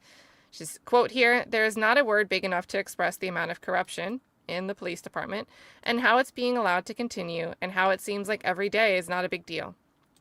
Phillips also names defendants Police Chief Dan Milanese, former Police Chief Chris Seymour, Elkhart County Prosecutor Vicki Becker, and 8 police officers. The case is one of 3 lawsuits filed in recent days by the same law firm alleging various misconduct by city and county officials. So we've got, this is from Slosar, Elliot Slosar. What happened to Joy is consistent with the pattern of misconduct that has permeated the Elkhart Police Department for decades. Systemic misconduct clouded by a code of silence. So, and this is from, his law firm is Levy and Levy. In a statement to Indy Star, Corinne Strait, a spokesperson for the city and the mayor's office, said she cannot yet comment on the allegations. Once the city is served and has an opportunity to probe these allegations, the city will likely have a lot to say, Strait said. So extrajudicial statements would be okay here. I guess we're anticipating that. But these are lawsuits, and lawsuits are tried in a court of law, not the press, notwithstanding the tactic of some attorneys to do otherwise. But this doesn't match this sentiment here. This is like, hey, we can't wait to speak on it. We're going to have a lot to say, and then we're like, but we also care about integrity and justice, and we think the other attorneys that talk and have a lot to say don't hold those qualities. Okay. I would encourage the Star to follow the litigation, attend the court proceedings, and cover these matters in the court where the law and rules of evidence test the truthfulness of the claims that are today mere allegations, Strait added. So imagine saying this to Christine Phillips. And no, I don't think there's any relation to Christine between the journalist, the investigative journalist, Christine Phillips for Indy Star, and Joy Phillips here. But imagine Christine Phillips, who's done this deep dive for the truth and for information and for transparency, like all of her work. Imagine saying to her, I would encourage you to follow the litigation, because Christine wrote this article. So I'm assuming she's the one that reached out for a statement. I would encourage you to follow the litigation and attend the proceedings so you can find the truthfulness. Like, come on. Then we have context here that Becker, who was elected prosecutor in 2016, says she's unable to comment outside the judicial process. All right, well, she's sticking to that part at least. And then let's see about this problematic warrant. So Phillips began her law enforcement career in 1999 at the South Bend Police Department. So this is right around like the prime time, it seems like, of the Wolverines. And then Phillips come in. And Phillips is like, I don't want to sign bogus search warrants. And they got to get rid of her.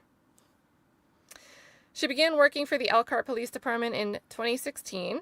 Oh, okay, so she comes to Elkhart in 2016. Scrap my Wolverine comment. And was later promoted to sex crimes detective. According to her complaint, which was filed earlier this month in federal court in South Bend, she had exemplary performance reviews during most of her time at the agency and twice became a candidate for police chief. But a series of events that began in July 2022 and ended with her firing almost a year later turned her life and career upside down. Phillips said she was an on-call detective the day she received a call asking her to assist in an investigation involving a Cadillac that crashed in a parking lot. She was told the vehicle was tied to a burglary of a nearby building, but Phillips said there were no witnesses and surveillance footage. The 2 men in the car, who were taken to the hospital, later said they crashed in the parking lot because they were being shot at and they didn't know anything about a burglary. A woman whose father owns the building and had a key to the property told police there was no forced entry and nothing was stolen. The woman also said, according to Phillips, that she didn't see the 2 men inside her father's building. There was nothing there. It was a nothing sandwich. But Phillips alleges that 2 of the defendants, Sergeant Brandon Roundtree and Captain Andrew Whitmire, told her to sign a search warrant to investigate the alleged burglary. I said, you can't make me do anything illegal, unethical, or immoral, said Phillips, adding that 3 other detectives had refused to sign the warrant. I said, I'm willing to take the write-up for it. Roundtree, according to the complaint, threatened that Phillips would be demoted. Whitmire allegedly lashed out, telling her to stop protecting effing crackheads. Phillips was later disciplined. During a hearing before the police department's disciplinary board, Phillips said she defended her actions and presented the board with evidence of misconduct by other officers. Body camera footage that Phillips obtained showed that a police officer had forced open the door to the property where the burglary had supposedly occurred. Isn't that burglary? Are we committing burglary to allege a burglary? What are we doing? So body camera footage shows that a police officer had forced open the door to the property where the burglary had supposedly occurred, and that officer had fabricated details in his police report, Phillips alleges. Phillips says, I explained to them everything.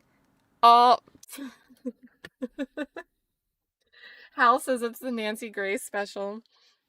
I explained to them everything, all the illegal stuff that I saw, and how there was no probable cause. There's no crime committed, and that they would do well to investigate their officers because this is garbage. All right, cook a little, Phillips. I like Phillips. Phillips was suspended for 3 days. How? Is there like a phrase for non sequitur, but for actions? Like, suspending someone for 3 days does not follow this reason. We'll just say it's BS. An action that she said was a retaliation for blowing the whistle. She challenged the suspension through the grievance process and appeared at 2 hearings in October 2022 before the Board of Public Safety. During one of the hearings, Roundtree pushed back against Phillips' claims that the search warrant was unjustified. Oh, Lord. He testifies, based on the information that I knew from previous cases being reported, I felt as a supervisor there was enough to obtain the search warrant. It's just such, like, empty language. Seymour, who was the police chief at the time, also defended the department, saying Phillips' allegations were not true. Policy was not broken. Policy was followed, Seymour testified, according to ABC 57. I have suspended captains for violating policy, and I have removed professional standard investigators for not following policy. So to insinuate that I would stand idly by and allow policies to be broken by the very people that I've appointed flies in the face of everything that I've sworn since day one. Shortly after the hearings, Phillips said she received a bad review accusing her of unacceptable performance. Police officers filed complaints against Phillips and, oh my gosh, well, we might look at that, accusing her of improperly obtaining and improperly releasing investigatory information. Becker, the county prosecutor, also wrote a letter to then Police Chief Seymour, citing concerns over supervisors' testimonies about Phillips during the Board of Public Safety hearings. Becker wrote that testimonies from 3 supervisors would lead a reasonable person to believe that Detective Phillips has a reputation for dishonesty. This puts my office in a particularly hindered position, Becker wrote. If we have to call Detective Phillips as a material witness. So you're only worried about dishonesty because you don't want a defense attorney to be able to bring it up. Let me read it before I rant. If we have to call, this is Becker's concern that she's writing. This puts my office is a particularly hindered position. If we have to call Detective Phillips as a material witness in a criminal proceeding, her credibility is tainted, and we must disclose this fact to the defense in any pending matter. Phillips, who also accuses Becker of conspiring to retaliate against her, was placed on an indefinite administrative leave in November of 2022. As she was leaving, Phillips alleged the defendants kept her from getting out of her office and the building until they inspected her backpack and she turned over a personal audio recorder. The Indiana State Police investigated the incident and recommended criminal confinement charges against the officers. No charges were filed. Phillips has requested a special prosecutor to investigate. In 2023, the Elkhart Police Merit Commission voted to fire her after what Phillips described as a sham proceeding. As a quote from Phillips, it says, "The things that happened to me shouldn't happen to anybody. If you were to just hear this story, you would think it's so far-fetched and outlandish that it would never be allowed when every part of it is true." This is reminding me, if you guys followed the Sean Williams, not the actor, but the child rapist case over in Johnson City, Tennessee, and what they did to Kateri Daw with TBI. They wanted her out because she wanted to investigate this, then a pseudonymed Robert Vo, because they weren't naming this rich businessman that lived in a penthouse in downtown Johnson City. They were just calling anything, the string of crimes, the string of sex crimes, oh, it's Robert Vaux that's doing it. And she wanted to get a search warrant against John Williams and really pursue him. And she was retaliated against. And that lawsuit's still ongoing. But that's giving me these vibes. So, sham proceeding, it seems so far-fetched and outlandish. Phillips, who's now an officer at a smaller police department, said she's suing to restore my name, my reputation. I still love law enforcement, she said. I do it for all the right reasons. I like the ability to change someone's life for the better, to feel like you're making an impact for all the positive and right reasons. And to me, reading this, based on what I'm reading, this is the type of officer you want the public to know as part of your team. But here we have a prosecutor that's like, oh no, I have to disclose to a defense attorney that you think she's dishonest. So while I don't like her, I can't have you openly claim that she's dishonest. We've got to find another way, because now you put me in a bind. Like, just wormy. All right, so I just wanted to, we saw this internal link. The commission voted 4-1 to find that Phillips committed the offenses she was accused of, and 5-0 to terminate her. Well, what is this one person? How do we get to 4-1? One person doesn't make the finding that she committed the offenses, but then they vote to terminate her anyway? How does this work? Shouldn't it be the other way? Like, this other person was like, yeah, whatever. So Phillips will seek judicial review. She files a grievance. What a whole mess.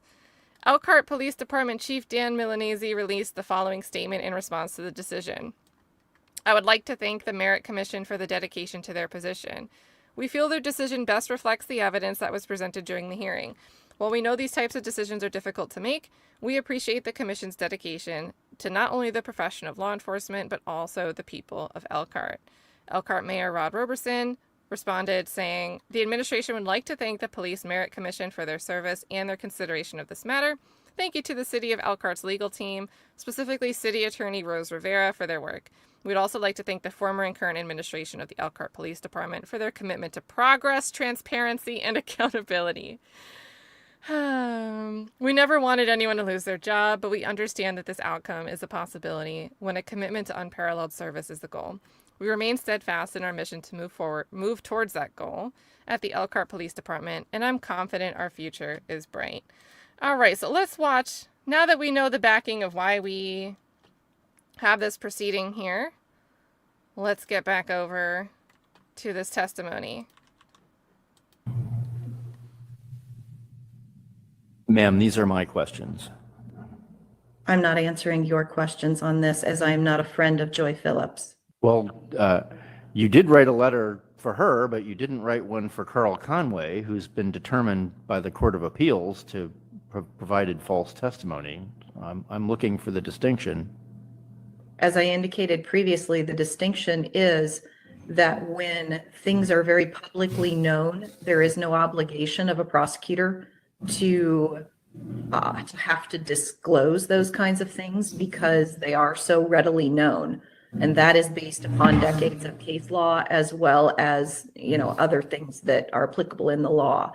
When things are not as well known, or it's not as easily able to be found, then the state absolutely has to disclose those things. So that's what discriminates the two situations. And since the Board of Public Safety hearings, whatever they were, the Board of Public Safety, I believe, hearings were not widely disseminated, the state felt it was necessary to put Chief Seymour on notice that we would have to make these disclosures going forward, but also to basically indicate that there were ways around it. You cannot say what Joy Phillips was dishonest about specifically. No, I have no personal knowledge about the facts and circumstances. Look at the body language of co-counsel. Not say what Joy Phillips was dishonest about specifically. No, I have no personal knowledge about the facts and circumstances that were the underlying subject matter of those hearings.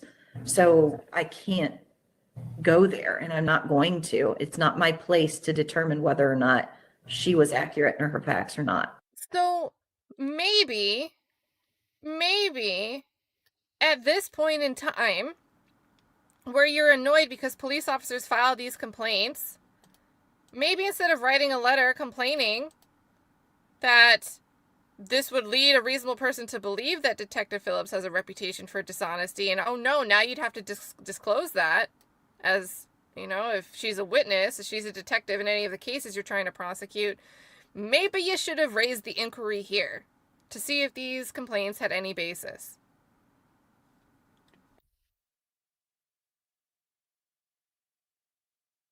And you know what you could do as a prosecutor if their testimony was untruthful? Oh, Lord. She just didn't care. Then how could you write? Oh, sorry, that's Joy Phillips sitting there, not co-counsel. Thank you. Yeah, I just looked at a picture of her too. You'd think I would put two and two together. I told you, don't count on me to have facial recognition skills. Like, it's not going to happen. Also, thank you, James Green, for becoming green. Thanks for becoming a member. That letter? How could you say that Joy Phillips has no credibility to testify in court because of a reputation for dishonesty when you have no knowledge whether she said anything that was untrue? Mr. McQuarrie, I'm sure you are familiar with the rules of evidence, and I'm sure you're familiar with the rules of cross-examination. A reputation for dishonesty is grounds for cross-examination. Specific instances of conduct are not. Therefore, the reason I wrote the letter was to put Chief Seymour on notice that they were her supervisors and they were testifying that she had a reputation for dishonesty in her community. It does not require that I have public or personal knowledge about the underlying facts and circumstances of that subject investigation. It merely was that I was a witness and I observed that her supervisors believed that she had credibility.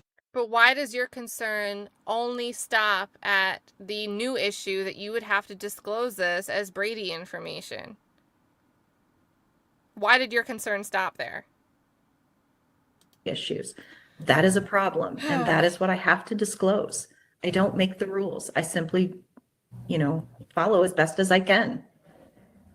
So you can write a potentially career-destroying letter saying that someone is dishonest without knowing that the person actually said anything untrue.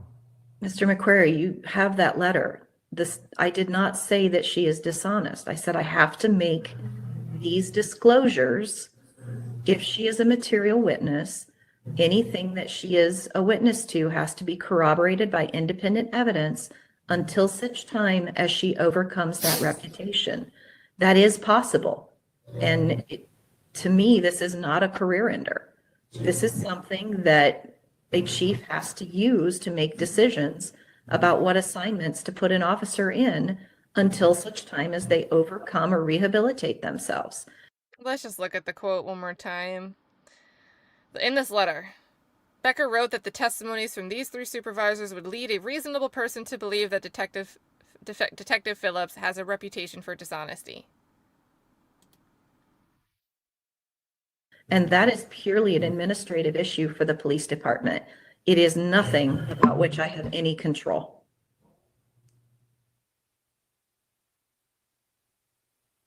And yet you called Carl Conway to testify at trial. I never called Carl Conway to testify at trial about Joy Phillips. There hasn't been a trial. But you were willing to put him on the witness stand. No, there has not been any trial or any case where he's a material witness involving these events. But involving other events. Your office is willing to put him on the stand, but you write this letter about Joy Phillips.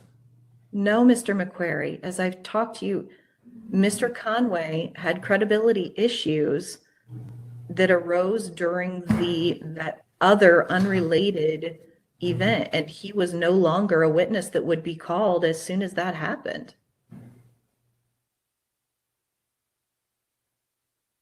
Have you ever disclosed to a defense counsel that Carl Conway has a reputation for dishonesty? Okay, Mr. McQuarrie, again. Oh, she gets defensive. So we just heard that Conway is he's engaged in misconduct. He is the crux of the Reyer wrongful conviction that we just heard about. Interrogated him for 2 days. A guy with intellectual disabilities, did not record the interview. And so that is such a gotcha. And I think that idea came from Joy Phillips. You can see her kind of like coaching her attorney here. Ask if you're so concerned about having to disclose that I might have a reputation for dishonesty. Do you actually disclose it for other law enforcement officers? Oh, I love this. Would be called as soon as that happened.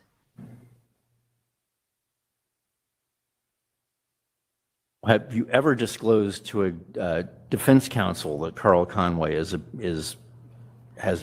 reputation for dishonesty? Okay, Mr. McQuarrie, again, I'm not going to allow you to be the puppet for another attorney, and you know that I am represented by counsel on these very issues. Please stop doing this. This has nothing to do with Mr. Conway, as he's never been a material witness after his reputation has been affected.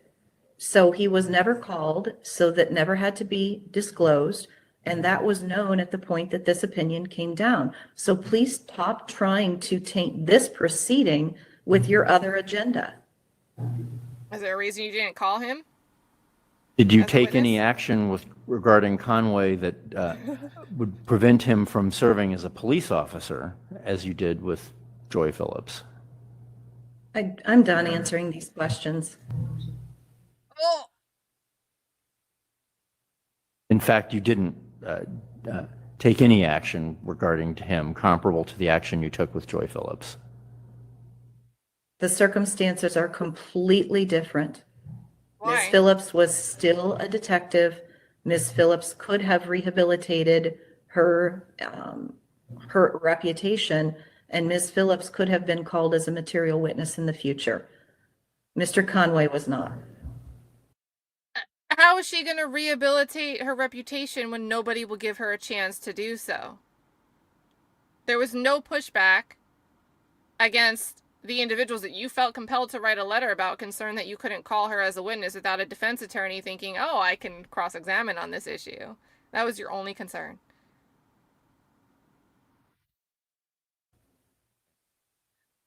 Oh, man. I have no further questions. Thank you, ma'am. Ma'am. This is Keith Cooper. After accepting a multi-million-dollar he won a lawsuit, guys. There is so much going on here. The homework, guys. Let's check out. Let's run through the content here. And it's all there's a playlist. So there's 92 videos on this channel, but then he has a playlist with 39 videos that some are from his own uploads or her own uploads. I don't know. I think it's him. I think there's a narrator male voice.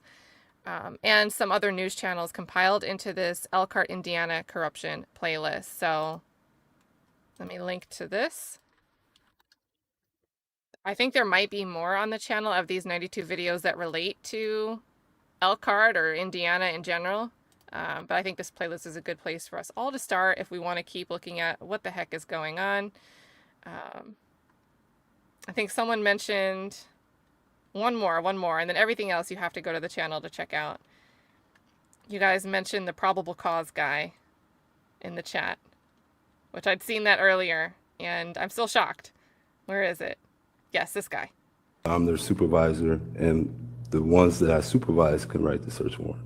In an affidavit for probable cause, the officer testifies under penalty of perjury that he believes that probable cause exists. I don't understand where probable cause come in a search warrant. Based on the search warrant that we do, we put in facts and elements. Look at his face. Oh, look at the guy's face. Based on the search warrant that we do, we put in facts and elements of things that we obtain in an investigation to get into a vehicle or get into a building. I don't understand where probable cause come into the effect of all that. You don't understand that in order to obtain a search warrant, a police department needs probable cause, both that a crime has occurred and that the person or place to be searched has evidence of the crime. I'm their supervisor. All right, so there's that. So I'm telling you guys, that channel is a gem, a diamond in the rough. I'm sure if you enjoyed that, it looks like there's plenty more. And a lot seem to be from the same proceeding for Joy Phillips. I'm not sure if we have contempt for the prosecutor for that testimony, but ProPublica does have an update on Miss Vicky from April 12th, 2024. A new motion has accused the elected prosecutor in Elkhart, Indiana of misconduct, alleging she presented contradictory versions of the truth against two men in connection with the shooting that occurred more than 20 years ago. The case stems from the drive-by shooting death of a woman on August 13th, 2003. Prosecutors have always maintained the shooter was Ignacio Bahena, but as to who gave Bahena the gun, the prosecution offered two different versions, pinning the act on one man, then pinning it on another, according to a motion filed by one of the men's lawyers. Both men went to prison, and one of them is still serving time for the crime and challenging his 55-year sentence.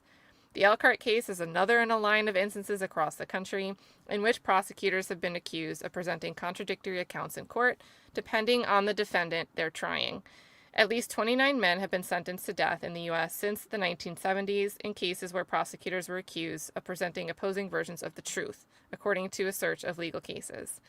Maybe we've got to dive into that because we talk a bit on this channel like, okay, this guy, maybe he was the one that actually did it, but if they were on trial, like what would the state present? Would it be a different theory? Would a jury convict that person too? Could multiple people be convicted of the same single person crime?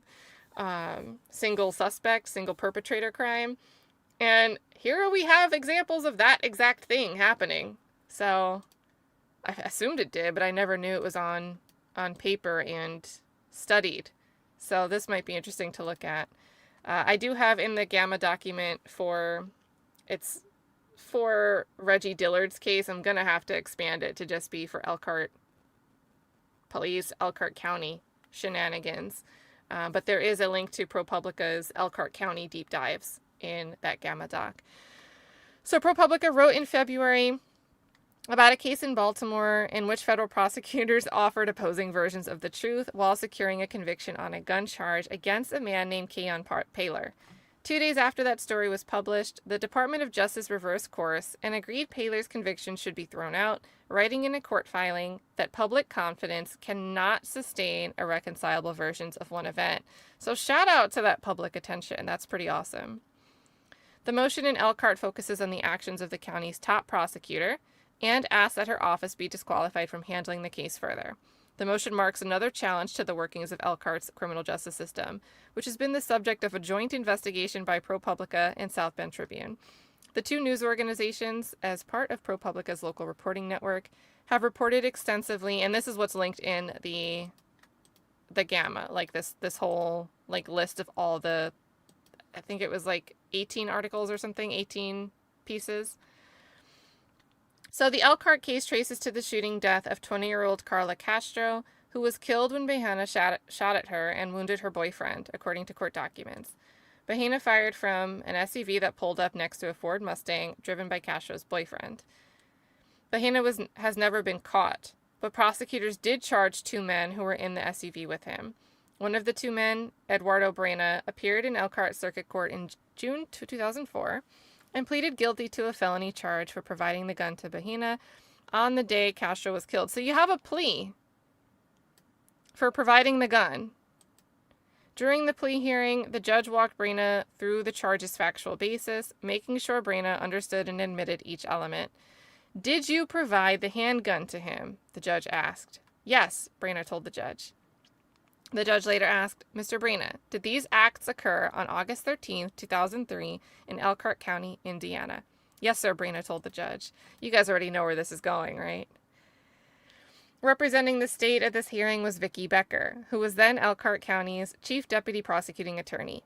Asked if she wanted the court to accept Brena's guilty plea, Becker told the judge, "Yes, I do, Your Honor," according to a court transcript. The following month, in July 2004, Becker represented the state at Brina's sentencing. She said Brina recklessly provided that handgun to Bahena and enabled the shooting to happen. The judge sentenced Brina to 6 years on the gun charge.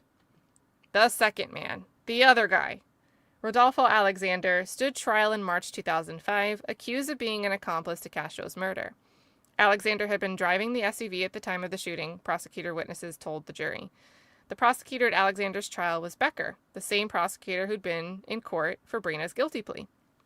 She called Brina as a witness, and Brina on the stand contradicted what he said in court the year before. He testified he gave the gun not to Bahena on the day of the shooting, but to Alexander a couple of days before the shooting, not August 13th or whatever we have a plea for. Yeah, August 13th. On a different day. Alexander thereafter passed the gun along to Bahena, the eventual shooter. And so it was okay with you that Alexander gave the gun to Bahena? Becker asked. Yes, ma'am, Brina said. By putting Brina on the stand at Alexander's trial and having Brina provide an account that contradicted what he said at his own plea hearing, Becker committed misconduct by knowingly presenting false testimony. The recent motion from Alexander's lawyers say. Alexander was convicted of murder as an accomplice and sentenced to 55 years. Prosecutors maintain that in addition to supplying the weapon, Alexander positioned the SUV in a way that helped Bahena open fire on the other car. Alexander's initial appeal was denied in November 2005. His subsequent appeals have dragged on for many years. Becker, the prosecutor in both the Brina and Alexander cases, won election in 2016 to be the county's top prosecutor. She's held the position ever since. She declined comment to ProPublica. Let's see. She says, as this is an actively pending matter, I am not able to engage in an interview of any kind regarding the case, nor may a representative of the state. All information should come from observing the public proceedings at this time. Thank you for reaching out. One of Alexander's lawyers, Kevin Murphy, shout out to Kevin Murphy, with Notre Dame Law School's Exoneration Justice Clinic, also declined to comment. Christian Scheckler, we saw him write the 2018 article about the request by Becker to Judge Teresa Cataldo to essentially gag Elliot Slosar. That's who wrote that article earlier. A former South Bend Tribune reporter who worked with ProPublica on stories published in 2018 and 2019 about Elkhart's criminal justice system became an investigator for the clinic in 2000. Oh, shout out to Christian. He became an investigator for the Notre Dame Exoneration Justice Clinic. Very cool. That reminds me of that one journalist that did a lot of Holly Bobo case coverage that went into criminal defense or something. So let's see. They couldn't locate Brina to seek comment. In March, Alexander's lawyers filed a motion asking that special prosecutor be appointed to the case and that Becker and her office be disqualified. The lawyers expect Becker to be a central witness in an upcoming appellate hearing. Oh my gosh, did we miss that? Can we find that? So she has a conflict of interest, the motion says. As of Thursday, Becker's office had not yet filed a response to the motion. Its allegations, blah, blah, blah. And shout out to Ken Armstrong, who's actually writing this one here. So I'm going to link to this article, but again, if you want the arsenal, we'll call it, of ProPublica's articles about Elkhart, that's linked in the Gamma doc. This is Indiana. Yes, Terry Dykes as an agent also became a defense attorney, but there was a guy named Nick something that was doing reporting for one of the news channels that we watched a lot of the rewind contemporaneous coverage. And he stopped working for the news network and I think has his own law practice as well. So I think, guys, where were we? I gave you the homework assignment if you want to keep looking at those uploads from Famously Unfamous. Again, he has a lot of snippets from those proceedings for Joy Phillips. So I can't wait to check those out. I think we'll wrap this up for a part 1. I imagine I'm going to want to do a part 2 because there's just so much more. I mean, we could look at each of the other cases. We could start with Iris Seabolt, right? Is Iris Seabolt the right name? I don't think I have an article open for her case up anymore. But we could look at Ira Seibolt's case, her wrongful conviction. We could look at some of the civil litigation. This was a rabbit hole, and I don't think we've even explored a portion of it. Let's see. DB says, blog written by one of the Elkhart 4. Elkhart 4. I love that. The Elkhart 4's appeal attorneys about Elkhart. Oh, yeah, so Kara. Yes, this is Kara Schaefer Weinecke. I don't know if it's Kara or Kara, so I'll just say both. Whew. I recommend it. This is the perfect bookend, DB, because I was like, hey, she has a really great law blog about issues in Indiana. This will be a nice bookend. So guys, remember, this is Weinecke, and spell it this way, law.com, and just go to the blog button. The epidemic in Elkhart County. Oh, I didn't share it. Why isn't it on the screen for you guys? Is it? All right, you've got it. A police detective who slept with witnesses. A racist gang of police officers who framed black men for serious crimes. Informants who were coerced to lie. Prosecutors that hid evidence favorable to defendants. Sounds like the plot of a best-selling crime fiction novel. It isn't. It happened in Elkhart County, Indiana. Elliot Sloser and the Notre Dame Exoneration Justice Clinic have uncovered a tale of systemic corruption that stretches back decades. And they're just getting started. The city of Elkhart is located in the 6th largest county in Indiana. Approximately 54,000 people live there, 75% of whom are white. The Elkhart Police Department, EPD, was established in 1875. The department has about 140 officers, over 90% of whom are white. The EPD has long had a strained relationship with the city's residents, particularly its residents of color. Recently, it became known that a group of officers known as the Wolverines were active in the EPD in the 1990s. The Wolverines were a racially motivated group that some described as white supremacists.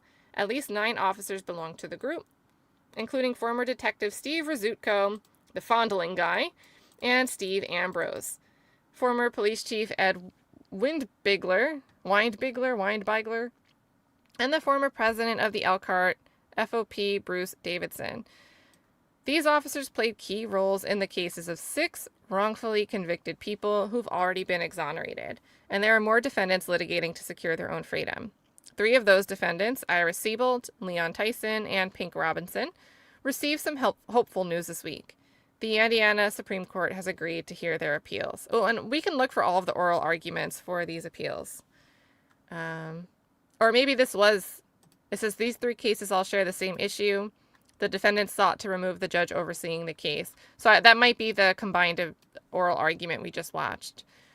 Why? Well, the judge worked in the Elkhart County Prosecutor's office during the time when the Wolverines were active in framing people for serious crimes, and when prosecutors hid exculpatory evidence from defendants and their attorneys.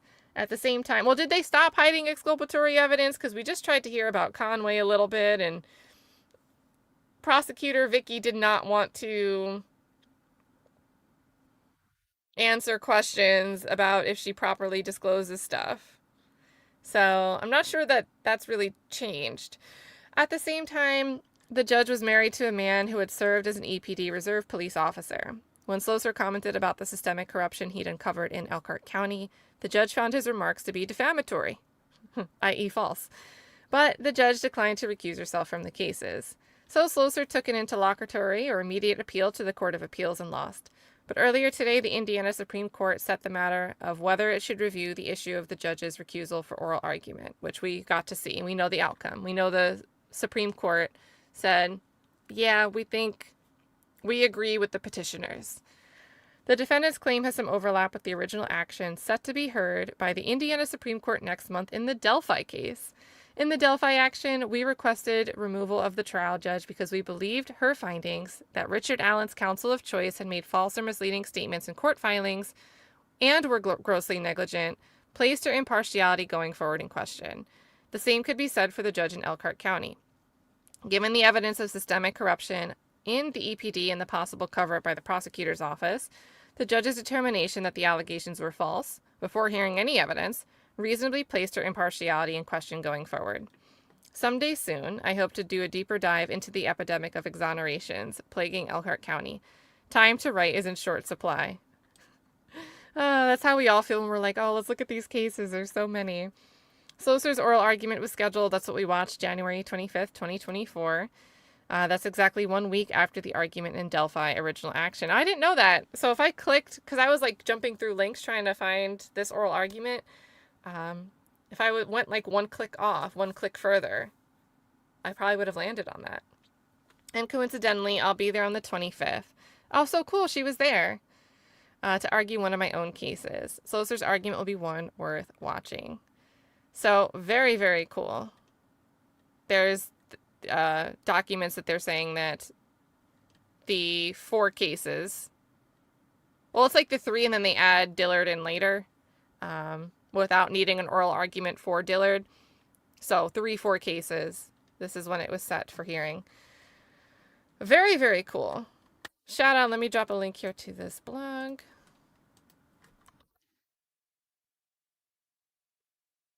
Love it, love it. Yeah, she does rule. Big fan. She's I don't think you were here at the beginning, but her post last week is what tuned me into Reggie's case. Because I didn't see Kevin Murphy's post. I saw this exact post here from February 20th. So full circle. Thanks for taking us full circle here, DB. All right, guys, we're going to wrap this one up. I don't have a redirect set up, so you guys are just going to have to fend for yourselves out in the wild. I know everybody, I'm not going to pick and choose a place to send you to watch the Corey Richins case because there's like a million people to choose from. So you guys got to pick on your own. I don't want to leave anybody out. Thank you for tuning in on this. I think this is, you guys got to see how my brain works looking at stuff like this. Always appreciate having you guys to share your feedback and thoughts as we look at stuff like this. Also, big shout out. We had some, where was it? We've been chatty in here. But all the way back at the beginning, it was cool to hear from people that are in the area. So where was it? We were super chatty today. I didn't really think we were that chatty.